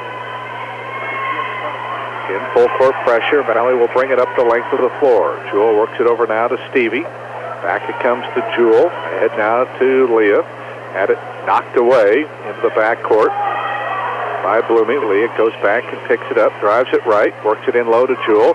Backs her way in, scoops up the shot. No good. Again, a lot of contact, no call. Here comes Forest Park with a basketball. There, stops top of the key, backs it back out. With 1:17 to go. Over to Blooming. She'll launch a three, no good, and they're going to call Stevie McNew for the foul. She ran into Blooming there after she released the shot. They're going to give her 3 free throws here, and Stevie's kind of scratching her head after that happened. She kind of knew that she got into her a little too much. I did see Blooming on the floor, but again, sometimes you can take a dive, too. So 3 free throws for Blooming, the first of which is good. Right here, this is a time where the Hawks got to really dig in. 6-point lead for Forest Park, but you got to pull yourself back a little bit closer and not let this thing stretch out. That one off the back of the rim. Blooming with 7 points. Second on the team to the 12 of Taylor Bear. They've kept her scoreless in the third quarter, so that's good news. Like to see us get the ball inside the Jewel and Marissa here a little bit. That free throw is good. And Forest Park, we talked about these little runs. They've scored 7 straight now and lead by 7 after, again, Valley tied it. So they get to the top of the mountain, can't quite scale it. Coming up on a minute to go, third quarter. Couturi out front, tries to go down low and threw it away. Stolen by Bear. Skip pass down low on a nice feed. Shot no good. Rebound grab by Evelor. It's no good. And out of there with it comes Stevie. She runs the floor. Takes it to the right side. Kicks it off to Kyra. And they're going to call Kyra for a travel as she shuffled her feet before she released the pass. Trying to set herself up for the 3-point shot. She's made a lot of those here tonight. Going to fire another one. Now Valley has struggled. They've had good starts to basically each of the 3 periods, but their finishes have left a little bit to be desired, and Forest Park's taken advantage. Valley got it tied here early, or with 3 minutes to go in the third quarter, but since then Forest Park's been on a 7-0 run. They had a 9-0 run to close the second quarter. 20 seconds to go. Forest Park appears content to play for the final shot of the quarter. They'll also get it to start the fourth. Bear drives it right side of the arc. 10 seconds to go. Out on the dribble. Lost it. Tracks it down. 7 seconds to go. Looks it over to Blooming. Her shot good. Boy, Lynette Blooming with a big shot. 9 in a row by Forest Park, and Valley won't even get a shot off before we end the third quarter. For the second straight period, Forest Park closes the quarter on a 9-0 run, and they lead by 9, 37-28 on the Sullivan Financial board. After 3, back with the fourth quarter in a moment. This is Springs Valley girls basketball. Tired of having to drive all over the place just to find a restaurant that offers quality food at affordable prices that's also kid-friendly?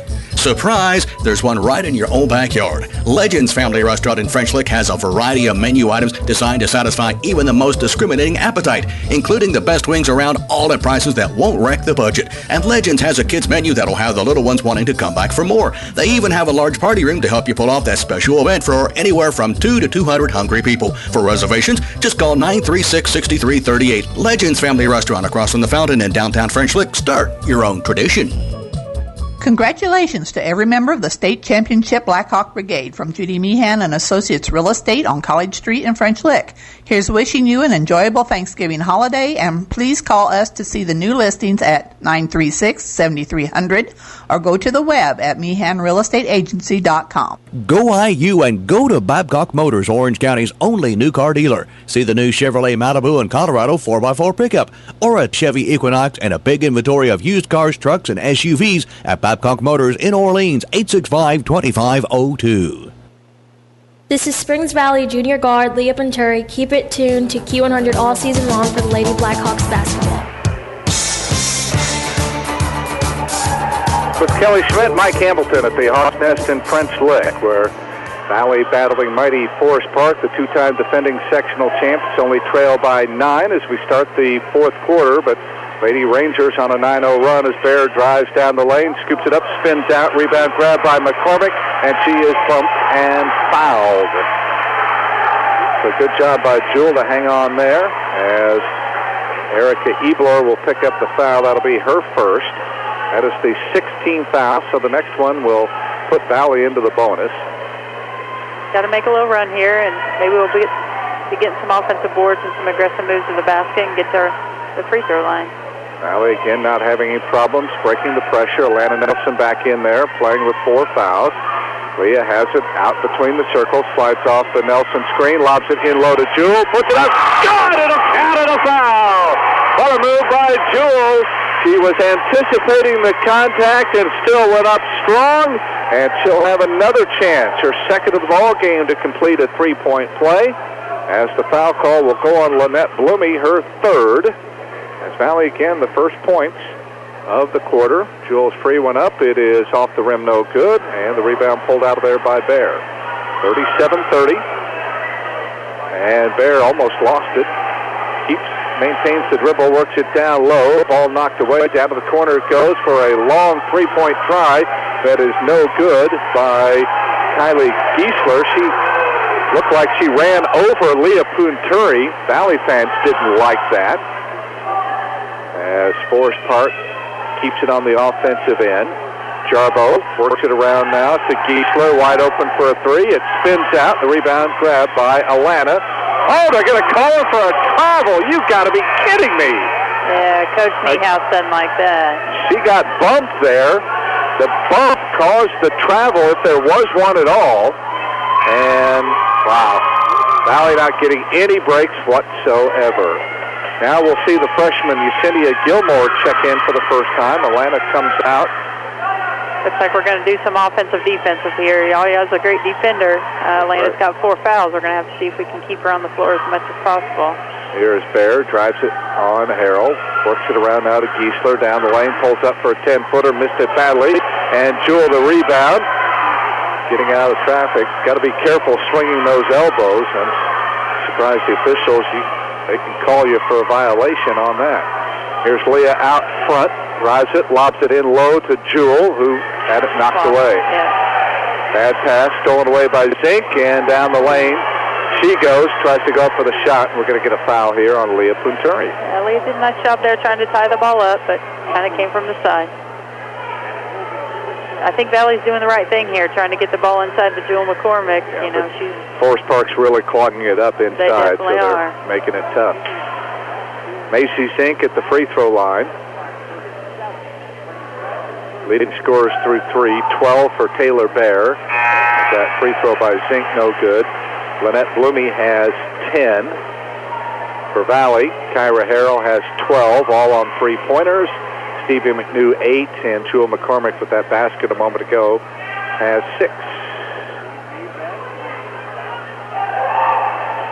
Second free throw would not go, and the rebound run down by Jewel. And a whistle and a foul in the backcourt here on Forest Park. Taylor Bear stayed back that time to try to defend Leah Punturi. And they call the foul on Bear. That'll be her second, but it's also the 18th foul on Forest Park. So Valley gets to the free throw line. Leah's a good free throw shooter here, so she knocks these couple down and get ourselves within reach again. Down by just 7. Ksenia Gilmore back in for Alana as the free one up. Perfect. So Valley now 3 out of 5 at the free throw line. And a chance to bring Valley back to within 5 here with 6:15 remaining. That one around, and it drops. Good rotation by Leah. She's got her first 2 points of the contest, and the Lady Hawks within 5 now, so they're hanging in there. They post up Zazzetti, turns on Jewel, can't get the shot off, throws it out front to Jarbo. Down to Zink, out of the corner for 3. It's no good, and another rebound for Jewel. Off now to Quinturi. Marty Niehaus says, let's push it. Here's Kyra on the right side. Looking inside.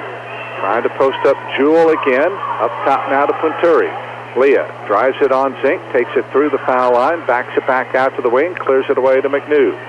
Stevie out beyond the arc, on the hold, drives it, lobs it weak side to Jewel, moves it right side to Harrell. Rounder defender, drives in, puts up the shot, through contact, no good, rebound. Jewel back up, no good, but a foul. And again, nice job by Jewel to crash the offensive boards that time. Took it right away from Zazzetti and drew the contact. And Jewel back on the free throw line. Well, that possession there started with Kyra Harrell. Nice sweep of the basketball, drives the lane, and puts the shot up. She didn't make it, but Jewel's there for the offensive board. And she knocks that free throw down and pulls them back within 6. Right.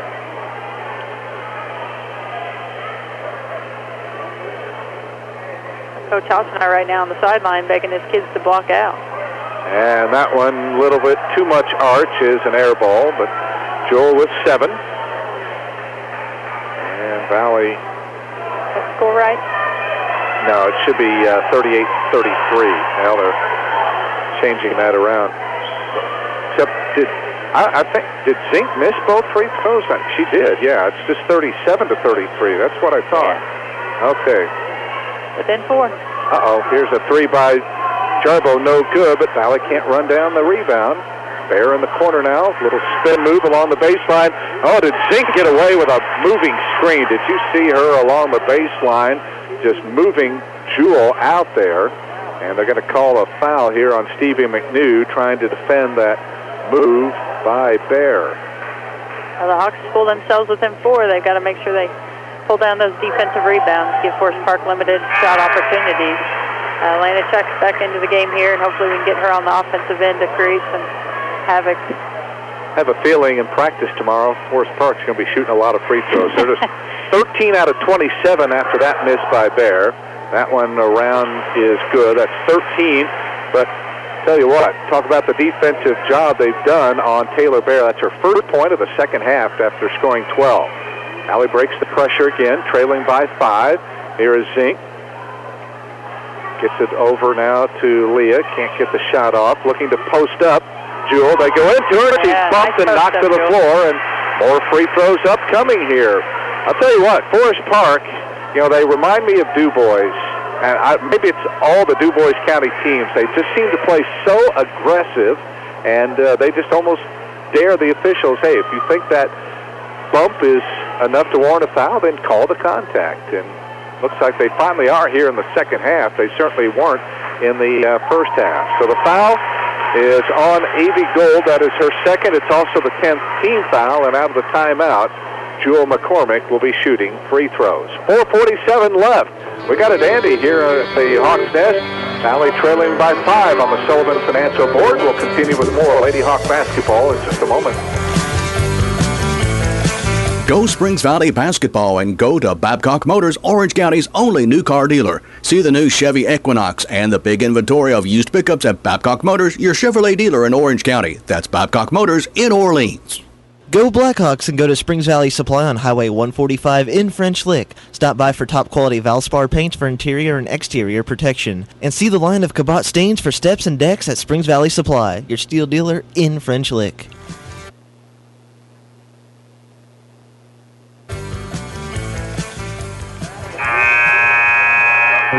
4:47 left in this one as the Lady Hawks continuing to fight here, trailing by just 5. They have been very competitive with a team that has virtually everybody back. They had 4 of their 5 starters. They have 6 seniors, and they have gone 10 deep on the floor here tonight. But Jewel McCormick will be at the free throw line now to shoot 2. She's 1 out of 4 at the free throw line, and that one looks long, and it's off target. Yes, Jewel's struggling right now confidence-wise. You can see it on her face as she shoots that free throw, but we're going to need her to step up big here in these last 5 minutes. She's got good form, good rotation. That one looks a lot better, and she does get that one to go. So she's got 8, and Valley trails 38-34. Still lots of time left here in this one. Jarbo into the front court now for Forest Park. Bounces a pass right side to Zink, takes it out between the circles, works it in low now to Jarbo, who drives in on Yesenia Gilmore, missed the shot. Rebound grab by Jewel. Ahead now to Punturi, quickly to the front court to Kyra. Quick 3 on the way, is off the back of the rim. Rebound to Jewel, back up, and no good. She'll try it again, no good. How about a 3rd time, and this time they will call the foul. Oh, Jewel frustrated she didn't get any of those to go. I thought she was fouled on a couple of those. It's not going to matter because she is going to get 2 free throws here, but what a force. Jewel is inside. Another foul on Avie Gould. That is her 3rd. And a chance here for Jewel to bring Valley a little bit closer as that one, that one was a rough one. Missed badly there. Gain her confidence in this last 4 minutes. Yep. Need her to step up and be a leader. Nice job, I thought Coach Nias, made the right call there on the rebound. Get the ball down the floor quick and catch Forest Park off guard. This free throw around, it would not drop. So Valley stays down 4 with nearing the halfway point of the 4th quarter. Jarbo into the front court, works it down to Zink. In low it comes to Zizzetti, turns on Jewel. Throws it back out, works it around now to Gelhausen for a 3. Missed that one badly, and the rebound to Leah. Tell you what, Lady Hawks doing a great job defensively right now. Leah drives it down the lane, throws up the runner, no good. Rebound battle 4, and a traveling violation called on Gelhausen. Jewel might have gotten away with a foul there. I think she bumped Gelhausen, but that happened to Valley earlier in the game. Boy, Yesenia Gilmore, for the 2 or 3 minutes he was in there, did a nice job. Yeah, Coach Burton's here on the bench telling her where to go and what to do, and she's come in and done a nice job as a freshman. Yep, she's going to be a terrific player when all is said and done. All right, there goes Stevie, works it weak side to Atlanta, can't get the shot off, works it down low and threw it away. Here is Bear, 2-on-1, travel with a basketball, I was going to say, or double dribble. So she got a little bit out of control there. Coach Niehaus right there could have, let Atlanta have it for making a poor decision, but how do you make a hit when she comes back with the hustle play on the other end? Tony Hassenauer wanting an explanation here. He thought that ball was tapped by Atlanta and it wasn't a double dribble. You didn't get the luxury, since you're out now, this new extended coaching box all the way down to the end line here. Yeah. So, all right, Valley breaks the pressure. Here is Stevie, being hawked by Loudon. Looks, lobs it in low to Jewel, takes 1 dribble, missed the shot, got knocked to the floor. Zink comes out there with it. Off now to Loudon. Boy, that would have cut it to 2. Valley's done a good job. They've held Forest Park scoreless for almost 3 minutes now. 3:10 to go. Out front, here is Jarbo. Between the circles, drives it off the Zizzetti screen to the right wing. Looks. Now Loudon flashes out, works it around now to Zizzetti, drives it on Jewel, kicks it back out to Bear, moves it around now to Loudon. 4-point Forest Park lead. Valley trying to get another stop. They get the ball. They knock the ball away, picked up by Leah, and she is tied up, but the arrow is pointing Valley's way. Good hustle play there by Leah. One good thing here, obviously. Been in the struggle, 2nd game in 3 days, but I think Valley's win holding up, and the other thing too here is, Kelly, is that Valley, after committing 21 turnovers through 3 quarters here in a little over 5 minutes of this 4th quarter, has only turned it over twice.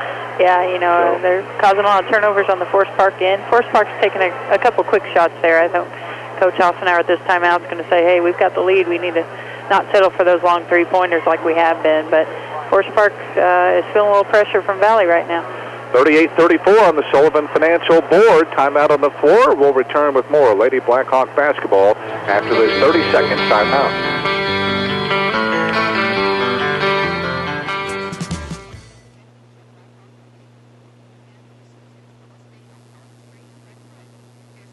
An enjoyable Thanksgiving holiday, and please call us to see the new listings at 936-7300 or go to the web at meehanrealestateagency.com. Go Blackhawks and go to Springs Valley Supply on Highway 145 in French Lick. Stop by for top quality Valspar paints for interior and exterior protection. And see the line of Cabot stains for steps and decks at Springs Valley Supply, your steel dealer in French Lick.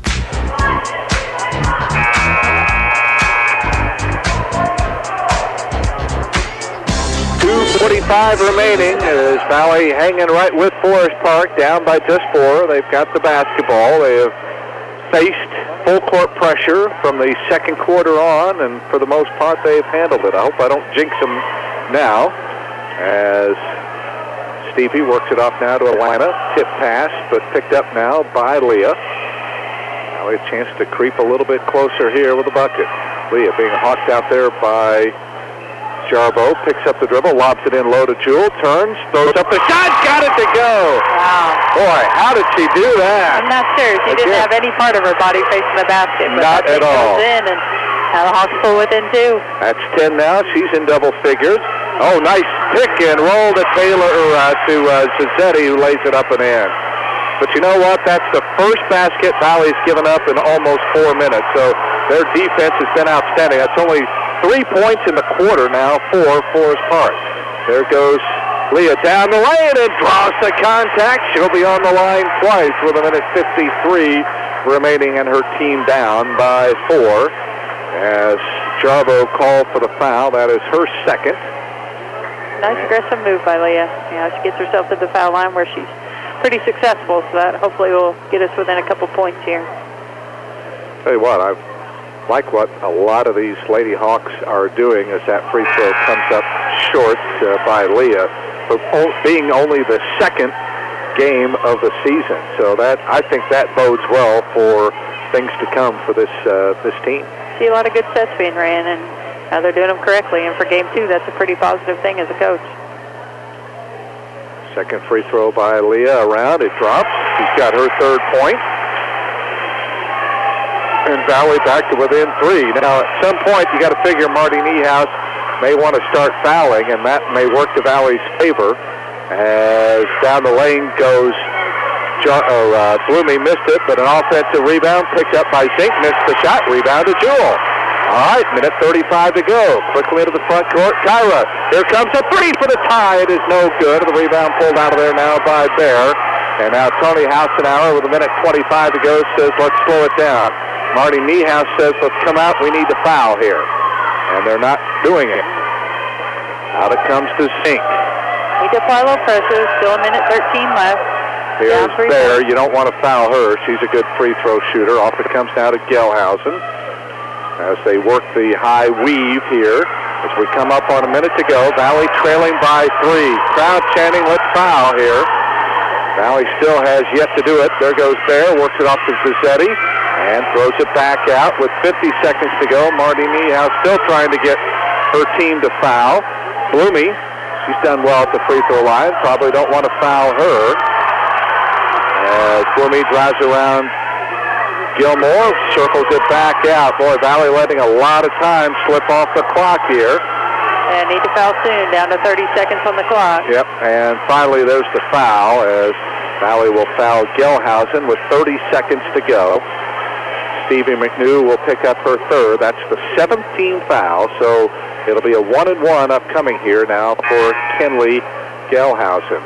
Forest Park is just 14 out of 28 at the free throw line, so they're just hitting half their free throws, so let's hope that trend pays off at the very least here.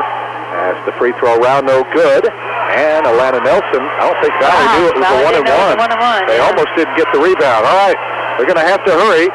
Bunturi pulls up, jumper, comes up no good. Rebound grab by Zazzetti, and she's fouled by Leah with 18 seconds remaining. Leah had an open shot there. It's a good look. And yep.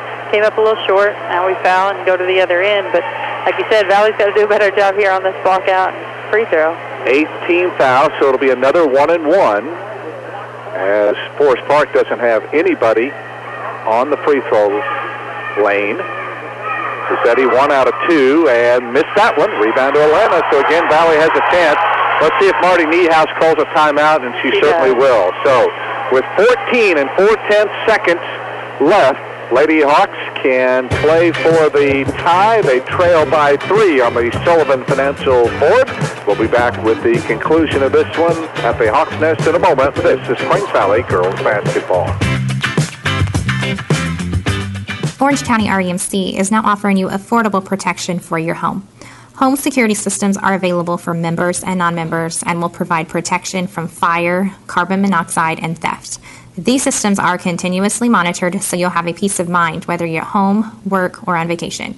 You might even qualify for a discount on your homeowner's premium. Packages starting at $199 with monitoring starting at $24.95. For more information on these home services, call Orange County REMC at 812-865-2229.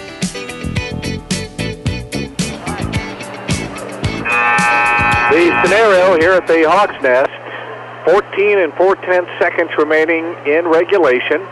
On the Sullivan Financial board, it is Forest Park 40, Springs Valley 37. Lady Hawks will have the ball on the half court as the Lady Rangers will send out Lynette Blumey, Kenley Gelhausen, Macy Zink, Faith Zizzetti, and Taylor Bear. The Lady Hawks will counter with Atlanta Nelson, Leah Punturi, Kyra Harrell, Stevie McNew, and Jewel McCormick. And look maybe to try to get Kyra open for a 3. They're going to have to hustle. Here is Leah in the front court. Bounces off to Kyra. Here comes a 3. It is no good. Rebound grab by Blumey. Down to 2 seconds to go. She'll dribble out the clock, and Forest Park will hang on and win this basketball game. But, boy, you can't ask for anything better than that. A shot, a three-pointer to try to tie it by your best three-point shooter. As I know Kyra is upset with herself, but she has no reason to have that at all. She hit 4 three-pointers in the ball game tonight, and the Lady Hawks had a shot at the end to beat or at least tie a very good Forest Park team. But again, I think that will bode well for what we'll see out of this basketball team the rest of the year. But at any rate, it's Forest Park that hangs on, and they prevail as they go to 2-0. The Lady Hawks will drop to 1-1. We'll be back to recap all of tonight's action in a moment. The final score here this evening on the Sullivan Financial Consulting of Raymond James scoreboard, the Forest Park Lady Rangers 40, the Springs Valley Lady Blackhawks 37. You're listening to Springs Valley Girls Basketball.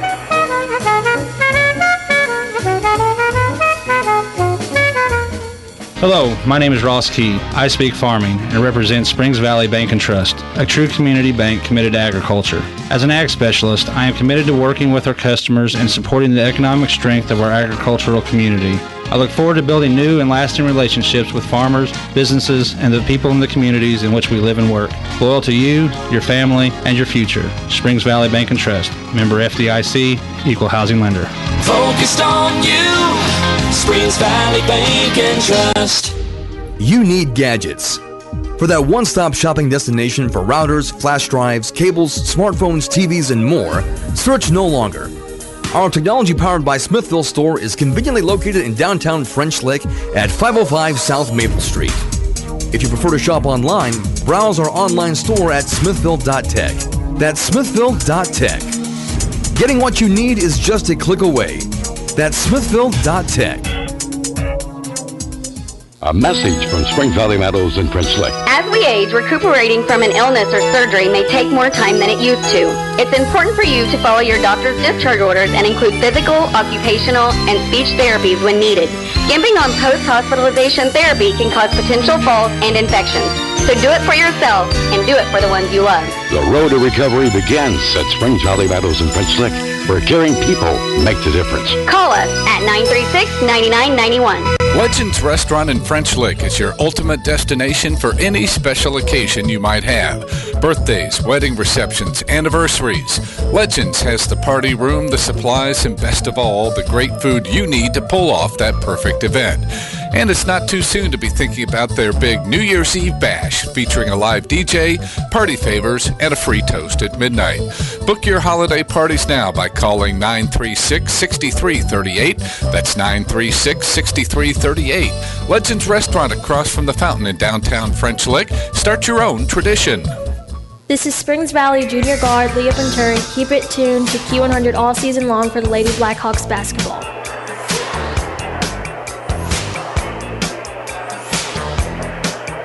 Before we go any further, let's pause 10 seconds for station identification. You're listening to Springs Valley Girls Basketball. Blackhawk and IU basketball, a winning shot every time. Hear them here on WFLQ, French Lick, Indiana. Mike Hamilton along with Kelly Schmidt back at the Hawks Nest, where Springs Valley takes Forest Park right down to the wire before falling to the Lady Rangers 40-37, the final score, as Valley tastes defeat for the first time this year, but not without a tremendous effort tonight. I thought Kelly hanging right with the team. There were just two little spurts, one to end the second quarter, a 9-0 run by Forest Park, and then they had another one that ended the third quarter, and those were tough, but each time the Lady Hawks fought their way back in, got it tied. They didn't quite there in the fourth quarter, although they did get it to within two at 38-36, but hats off to them for really making Forest Park work tonight. Yeah, they certainly did, and I think Forest Park comes in knowing that Coach Niehaus is a great coach, and but also feeling like maybe they have Springs Valley outmatched, and tonight Springs Valley did everything they could there to prevent that from happening. But great job for the Hawks tonight. They came out and really executed on the offensive end. I thought in the second half they went inside to Jewel a little bit and opened some things up with Kyra's threes there in the first half, and it all kind of fell together on the offensive end there for the Hawks, especially late in the game. And how about defense? They held Forest Park to just 3 points in the fourth quarter to really give themselves a shot to win this game. Yeah, she's going to preach defense each and every day, and those girls, at times are going to get tired of hearing about it, but she knows how important that is. And tonight it came out and proved to be true, because they're in the fourth quarter, like you said, holding them to 3 points within that quarter and just really giving themselves a shot to win there late in the game. And that's also allowing Forest Park to shoot twice as many free throws, and Valley committed 7 more turnovers. So when you throw those disadvantages in, that makes it even more remarkable that Valley had a shot in this one. Yeah, you turn the ball over and you give yourself less shot opportunities, and you put the other team at the free throw line, you're thinking, gosh, we're not going to have a shot. But the scoreboard definitely didn't reflect that here tonight. Hawks fought and kept it a respectful game. All right, let's take a look at the scoring of the game for Forest Park. They're now 2-0 on the year, 2-0 away from home. Their home opener will be on Saturday. They put 2 players in double figures tonight. Taylor Bear ends up leading the way tonight as she goes for a game-high 13 points. But, Kelly, I think the thing to pick out there is the fact that Valley held her to just 1 free throw after halftime. Yeah, definitely a key point of emphasis there at halftime talk, and Valley listened and definitely knew where she was. You could tell the defense was talking a little bit more, and when she was coming off screens and going to look for those shot opportunities, Valley definitely knew where she was. So a game-high 13 for Taylor Bear. Also in double figures was Lynette Bloomy. She hit 10, but she was also 5 out of 8. Make that 6 out of 8. 6 out of 9 at the free throw line. That's right, she was fouled shooting a 3-pointer and hit 2 out of those. After that, the scoring drops off significantly. Samantha Jarbo had 2 baskets for 4. Kenley Gelhausen, who had 12 in their season opening win over Tell City, held to 4 tonight. They got 3 points on a 3-point basket by Emma Loudon. Faith Zizzetti off the bench had a basket, 1 out of 3 at the free throw line. And the other point coming on a free throw by Avi Gould. That coming in the third quarter. Kylie Giesler and Erica Evilor both played. but did not tally. So 13 out of Taylor Bear and 10 out of Lynette Blumey, as Forest Park now has won 3 of the 4 meetings between these two schools. This one the closest in a loss, though, for the Lady Hawks. For Springs Valley tonight, as Marty Niehaus uses 9 players, and 5 of them score. Unfortunately, no bench points tonight, though, for the Lady Hawks. 2 players in double figures, Kyra Harrell leading the way. She had 12 in the contest, all of those on 3-pointers. So if she can continue to light them up from long range, I think Valley is going to be successful more often than not. Jewel McCormick, 6 of her 10 points coming in that fourth quarter. She almost single-handedly led Valley back from a 9-point deficit after 3 quarters. 8 points tonight for Stevie McNew, continuing her stellar play. 4 tonight out of Alana Nelson on a basket and 2 out of 2 at the free throw line. And Leah Punturi hit 3 out of 4 free throws in that final quarter for her only points. Abby Kendall, Elizabeth Stemley, Yesenia Gilmore, and Marissa Meehan all came off the bench for the Lady Hawks, but did not score. So again, 12 from Kyra, 10 out of Jewel, leading the way for Valley.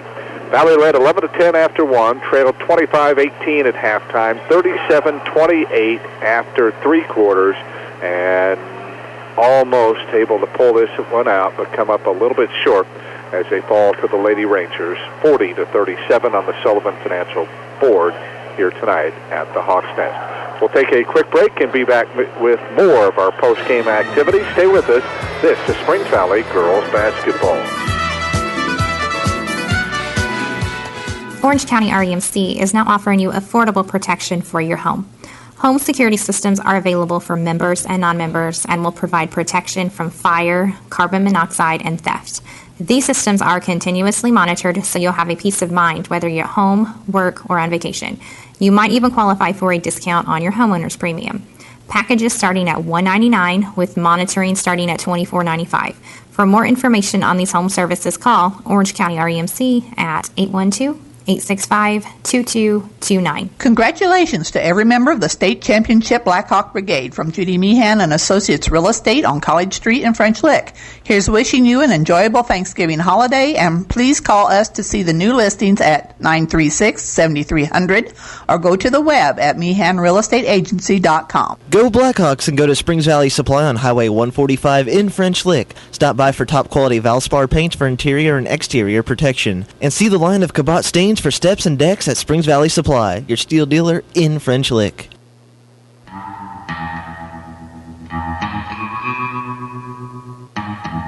This is Springs Valley Senior Center Marissa Meehan. Don't miss a second of the action of the Lady Blackhawks basketball by keeping it tuned here to Q100. Back again at Springs Valley High School, where the Lady Hawks fall tonight to the Forest Park Lady Rangers, 40-37, the final score. Let's take a look at some of the numbers in the contest.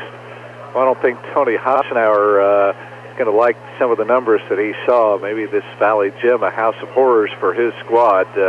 Just 20% shooting tonight, and how much of that can you attribute to Valley's defense? Yeah, I thought the defense really stepped up there in the second half and forced Forest Park to take a lot of three-pointers. I think they're 1 of 13 on the night for 8%.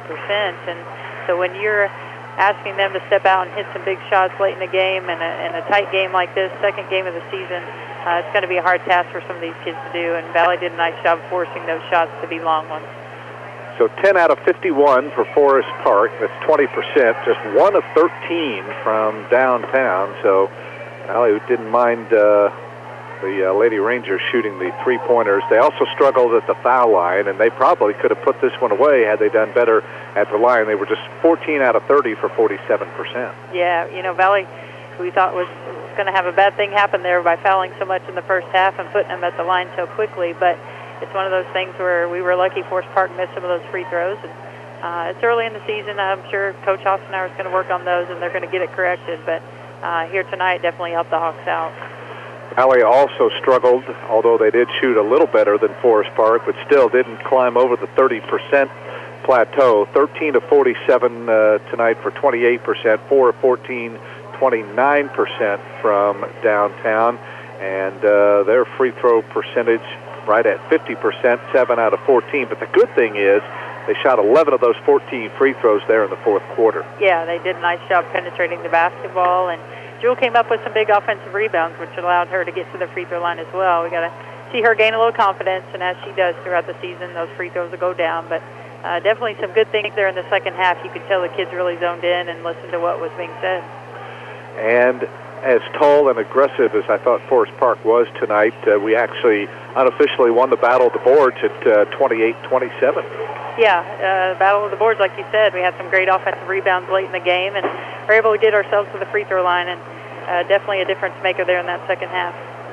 Turnovers, Valley ended up turning it over 23 times unofficially tonight, but I think the good news, Kelly, just 2 of those in the second half, and really from about the middle of the third quarter on, I can't remember very many times that Valley turned it over against the press. Yeah, they did a great job moving the basketball. It was a good reversal pass and get the ball to the middle, and we're able to get the ball up the floor. So much better job, getting that offensive flow going out of that press in the second half. 2 ties and 4 lead changes in this one. Valley managed to get it tied up at 28 after trailing by 7 at halftime there in the third quarter. But again, that 9-point run key for Forest Park. They took that 9-point lead going into the fourth quarter, and Valley would get back to within 2, but that was as close as they got before falling by 3. Coach Marty Niehaus joins us now, and Coach, first of all, I know it had to be strange for you down on the bench looking across the way and seeing that familiar green and gold and white there. So just talk a little bit about the emotional part before we talk about the game itself as you came into tonight. Well, it was a little strange at first to look out there and see those uniforms and realize that I wasn't coaching that team. But once the game got started, that kind of all went by the wayside. So it was a fun night. I thought it was not a pretty game, but, man, a hard-fought game. I felt like, the Lady Hawks really, really wanted to get this one for me, and I'm pretty sure the Rangers were wanting to beat my butt pretty well. And so it was intense and,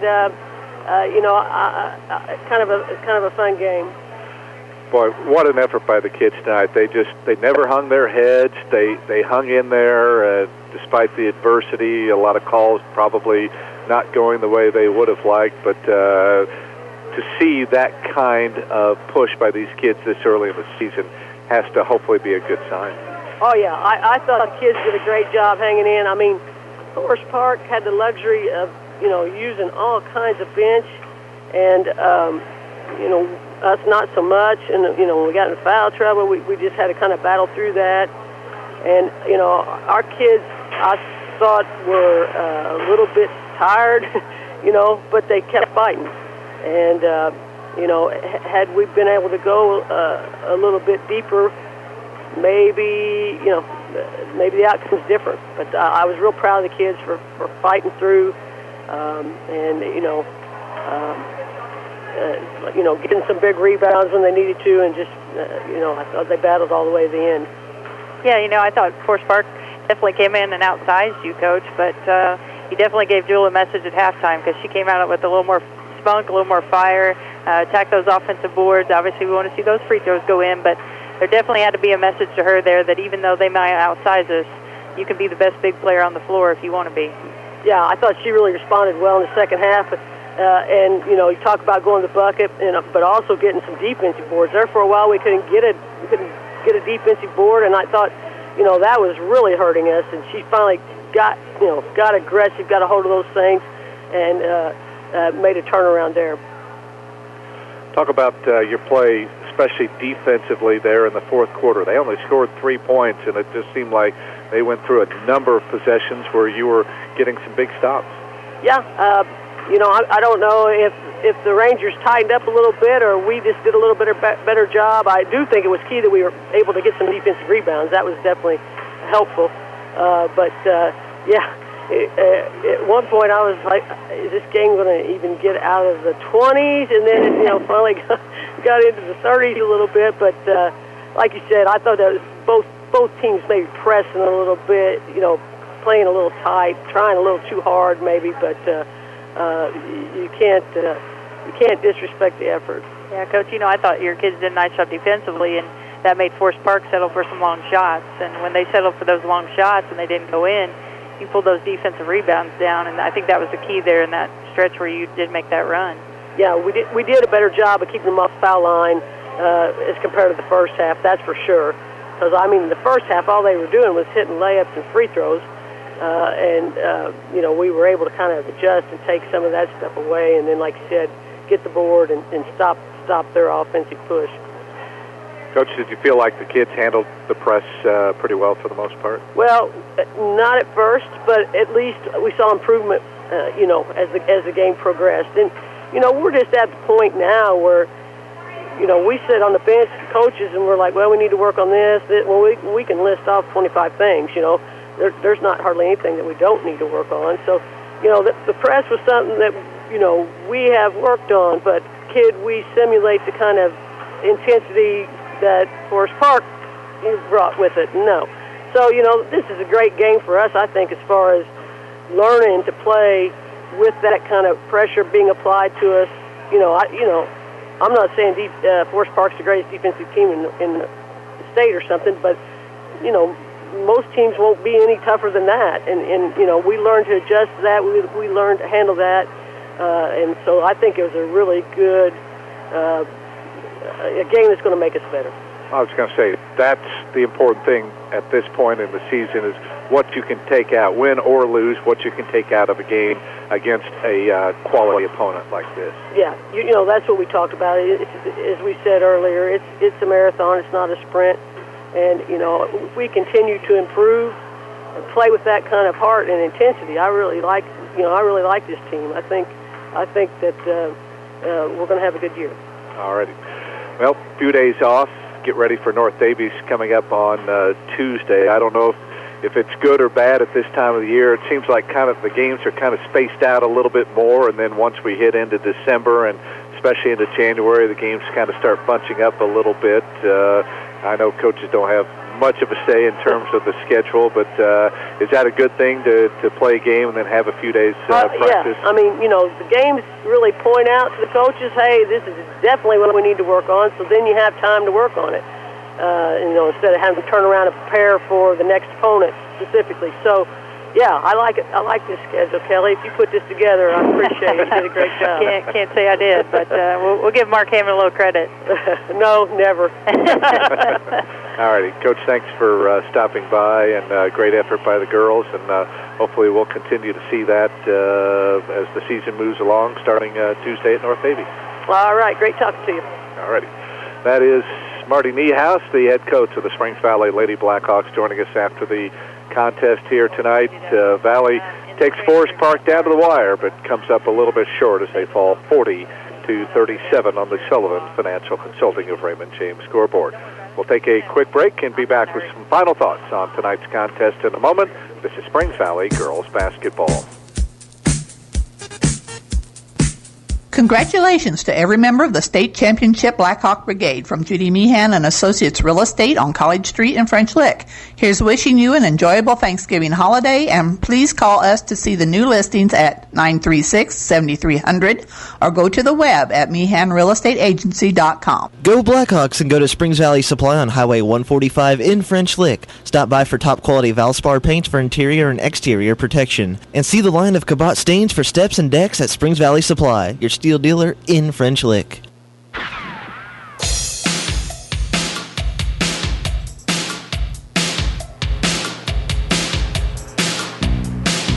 Back again at Springs Valley High School as the Lady Hawks fall tonight to Forest Park 40-37, the final score. We had two of Valley's four seniors on Tuesday night, Alana Nelson and Kyra Harrell. We'll talk to the other two seniors, starting with Marissa Meehan. And tell you what, Marissa, this just had to be a fun game to play in, and especially Forest Park being have, no disrespect to Shoals, but a much tougher team. We've seen that over the years. So to be able to stay right with a team of this caliber had to give everybody, for a loss, kind of that feel-good feeling, so to speak.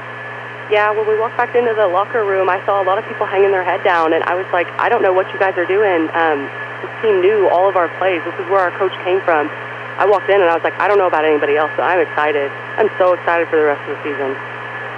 Well, just talk about the ebb and flow of this game. Obviously, the end of the second quarter, end of the third quarter, they scored 9 straight, and that made it tough. But, again, nobody hung their head. They just fought right back, and as we saw, you guys almost pulled this thing out.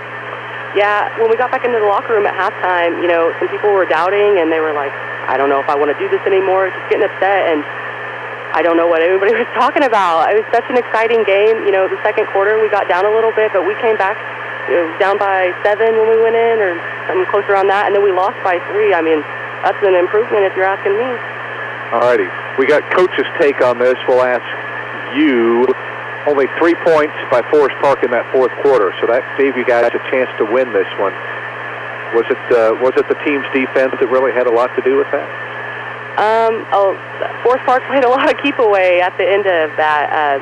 A lot of people were in some foul trouble, so we didn't have a fouler set up or anything. Kind of suggested that. I guess we just needed a foul and to get back. All right. Well, I think what is important is what you take out of this game, and as you move on from here. A lot of excitement. I'm ready for next practice. I'm ready to learn more, and I'm ready to get these plays down to have more options. All righty. Looking forward to it. Marissa, thanks for stopping by. Congratulations on the effort. Keep up the good work. Thank you very much. Great job, Marissa. All righty. Marissa Meehan joining us here after the contest as Valley hangs tough with Forest Park before falling by 3. Our other senior is Elizabeth Stemley, and Elizabeth, kind of that 6th person off the bench. You had to come in early there as Kyra took a little nasty fall there, and just talk a little bit about your role, knowing that you always have to be ready to jump in there. Yeah, you really have to pay attention because things change. You have to watch who has who. Sometimes they get so into it and they can't. Some players do better off the bench. They like to kind of assess the situation, get a feel for things, and then jump in there. Is that kind of how you operate? Yeah, I like to see how everything's playing out, and then I can jump in, and it's easier to see where to go and where I need to be.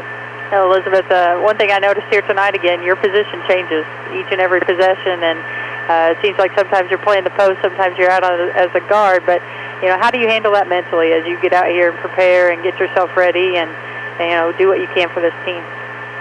It gets confusing sometimes because all the plays, everybody has a different position. Everybody goes different places, so in practice you really have to pay attention to every spot, learn every single spot on the floor instead of just one. So we're testing your memory a little bit, is that what you're saying? Yeah. Coach here didn't pass along too many tips or anything to you during your first 3 years, right? I think we spent most of our time running, didn't we, Elizabeth? Yeah.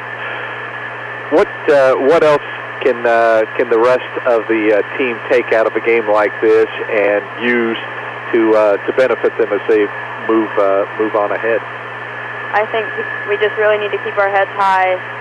We played a good game, and it's obviously things there still need to be worked on, but still early in the season, so we can really learn. Do you like what Coach Niehaus is doing, and is it a big difference from what Coach Schmidt has been doing? Obviously, Kelly likes to run. Marty likes to get the ball out as well, so are there a whole lot of differences? There's not a whole lot of differences, obviously different plays and stuff, but other than that, it's not. We've adjusted really well, too. I was going to say, that was my next question, is that adjustment period. So probably after a while, that's not going to be able to fly as an excuse, I guess, if you guys don't handle things. But I thought you guys did pretty well, considering under the pressure. I mean, Shoals was not too hard to break, but obviously Forest Park, a much more aggressive team. Yeah.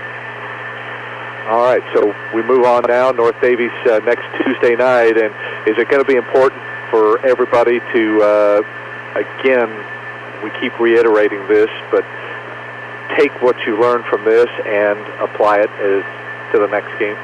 Yes, it's going to be really important because the season progresses, teams get tougher, everybody starts improving. All right, looking forward to it. Elizabeth, thanks for stopping by.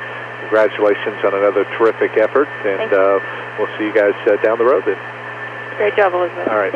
Elizabeth Stemley, our other senior here, joining us tonight, along with Marissa Meehan, as Valley falls short here by 3, 40 to 37. So nobody's ever happy, Kelly, with a loss, but I think, you know, for Coach Niehaus and the kids, you have to feel about as good as you can for a loss. You hung in here with a team that beat you by almost 20 points last year.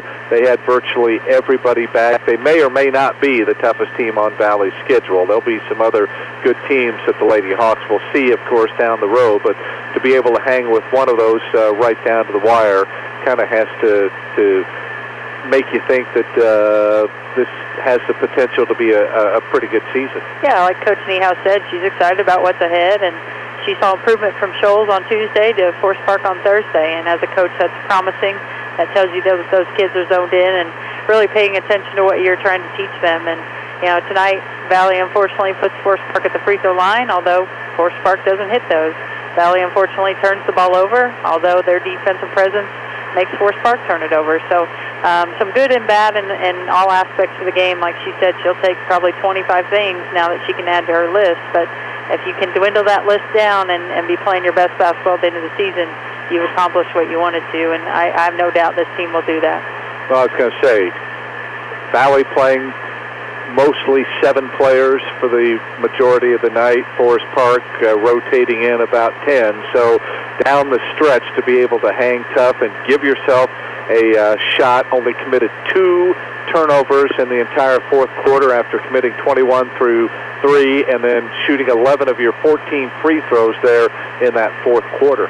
Yeah, you know, Valley right now, like she said, seemed a little gassed at times, but played 7 players. As a coach, you hope that your endurance builds up and you're able to sustain some of those runs that a team makes at you. And you also hope that JV is working hard. Coach Brad does a great job with the JV, and so hopefully some of those kids are able to get up. We saw, you know, Yesenia come in here tonight and give some defensive presence for much of that fourth quarter. And so as we start to see some of that bench develop and some of those players, those key players that, you know, start and play a lot of minutes for Valley, get that stamina, this could be a tough team to handle.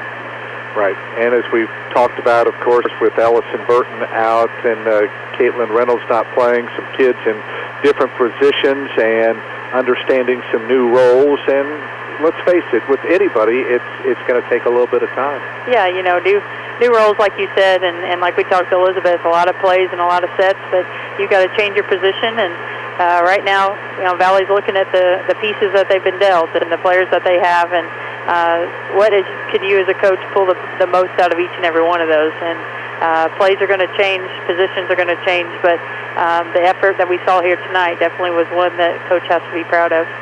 Thought there was a very good crowd. They were into it all night long, really urging their team on here tonight, and I think the kids really feed off of that very well. Yeah, they definitely do. You know, as a coach, it's nice sometimes that you've got that crowd there and that support there. Obviously, Forest Park brought a lot of people as well, with Coach Niehaus coming from their hometown, but it's nice as a coach to see that and see your kids being supported for their hard work. And these girls are coming to the gym every day at 3:05, and they're working as hard as they can until that 5:30 mark and sometimes later. So to see the crowd come out and the community support them, many people listening, many people, you know, throughout the course of their days patting them on the back is a promising thing. And this community is going to stick with this team, and they have for many seasons now, and so we look for that to be no different. Well, win or lose the rest of the games out, this is an exciting team to watch, and I think they have the potential to, if they continue to work as they have, to have a really nice season. Yeah, they definitely do, and you know, they had some bumps and bruises here early on, like you said, losing Ellison. We hate that for her and hate that for the team, but at this point in time, we've got to have some other kids step up, and it looks like there's definitely some kids willing to do that. All righty. Enjoyed it tonight, Coach, and looking forward to have you on some more broadcasts as we move along through the course of the season. Well, I appreciate you asking me. This is one of these times where it's a little bit different feeling for me. I'm up top, a different view, but I definitely love being around these kids and definitely want to continue to be involved in this program. I'm very proud of what they're doing, especially here this season as well. You did a pretty good job. I was expecting you to maybe just kind of shout out, hey, do this or do that, or something. Just the old coaching instinct kicking in. I'll be 100% honest. I talked to Stevie McNew today and just said, I really hope that I don't yell your name during the game, because it seems like the last few seasons I've yelled it quite a bit, and it's kind of habit. And she kind of laughed, and we laughed together. But it's a different role up here, but definitely one that I'm still going to be a fan and support these kids and let them know that I'm still here backing them. All right. Thanks, Coach. Good job, as always, tonight. All right. Thanks so much. Here tonight, Valley gets down by 9 going into the fourth quarter, make a bid. They cut it to within 2, but could not pull it out as Forest Park hangs on for the win, 40-37, the final score. Taylor Bear leading the way with 13. Lynette Bloomey had 10 as the Lady Rangers go to 2-0 on the year, 2-0 away from home. They'll have their home opener coming up on Saturday when they host the Lagodi Lady Lions. For Valley, paced tonight by Kyra Harrell. Her 4 3-pointers and 12 points, pacing the attack. Jewel McCormick had 10 of the contest. Stevie McNew added 8. The Valley falls a little bit short. They fall to 1-1 on the year now. 1-1 here at home. They'll face their first road test coming up on Tuesday when they travel to North Davies. By the way, in junior varsity action tonight, Forest Park prevailing in that one by a final count of 42-12. First JV contest of the year for the Lady Hawks. Well, as always, we're grateful to our many advertisers who have allowed us to bring this game into your home, car, business, wherever you might be tuning in. And we're especially appreciative of the cooperation we've received from our participating schools. So we send a thank you to the administration and coaches for both Springs Valley and Forest Park High Schools. We hope you've enjoyed tonight's broadcast as much as it has been our pleasure and privilege to bring it to you. And we'll be back with us. A couple of program reminders. We'll have IU football coming up on Saturday as they travel to Illinois to take on the Illini. And then our next Springs Valley girls broadcast will be not until a week from Saturday, November the 18th, when the Lady Hawks host the Rock Creek Academy Lady Lions. That'll be a 1:30 tip-off. Our broadcast coverage to bring in at 1:15. Our next broadcast of high school girls basketball comes up on Tuesday. We will take our first look at the Orleans Lady Bulldogs of head coach Jared Gilbert. They'll be hosting the Shoals Lady Jug Rocks, and we're not sure of the time. There will be no JV in that. The Valley game was played or started at 6 o'clock, so look for possibly a 6 or 6:30 start there on Tuesday from Orleans. For our studio engineer this evening, Randall Ham, sorry about that, hit a little momentary block. And for Kelly Schmidt, this is Mike Hamilton bidding you a fine and pleasant farewell from the Hawks Nest in French Lick, where tonight's final score on the Sullivan Financial Consulting of Raymond James scoreboard, the Forest Park Lady Rangers 40, the Springs Valley Lady Blackhawks 37. This is Springs Valley girls basketball. WFLQ, the sports voice of the Valley. Thanks for listening for tonight's presentation, and brought to you by Legends Restaurant, across from the Fountain in French Lick. Florence County REMC, your Touchstone Energy Cooperative, 865-2229. By Springs Valley Bank and Trust. Offices in French Lick, Paley, and Jasper. Springs Valley Metals, Highway 145, French Lick. Smithville Fiber, offering DSL and fast internet service to customers. Another way to serve you better. High school basketball, a presentation of Q100 Sports. And you can best show your appreciation for the broadcast by telling and patronizing our sponsors. You're listening to your power station for sports. This is Q100 WFLQ French Lick.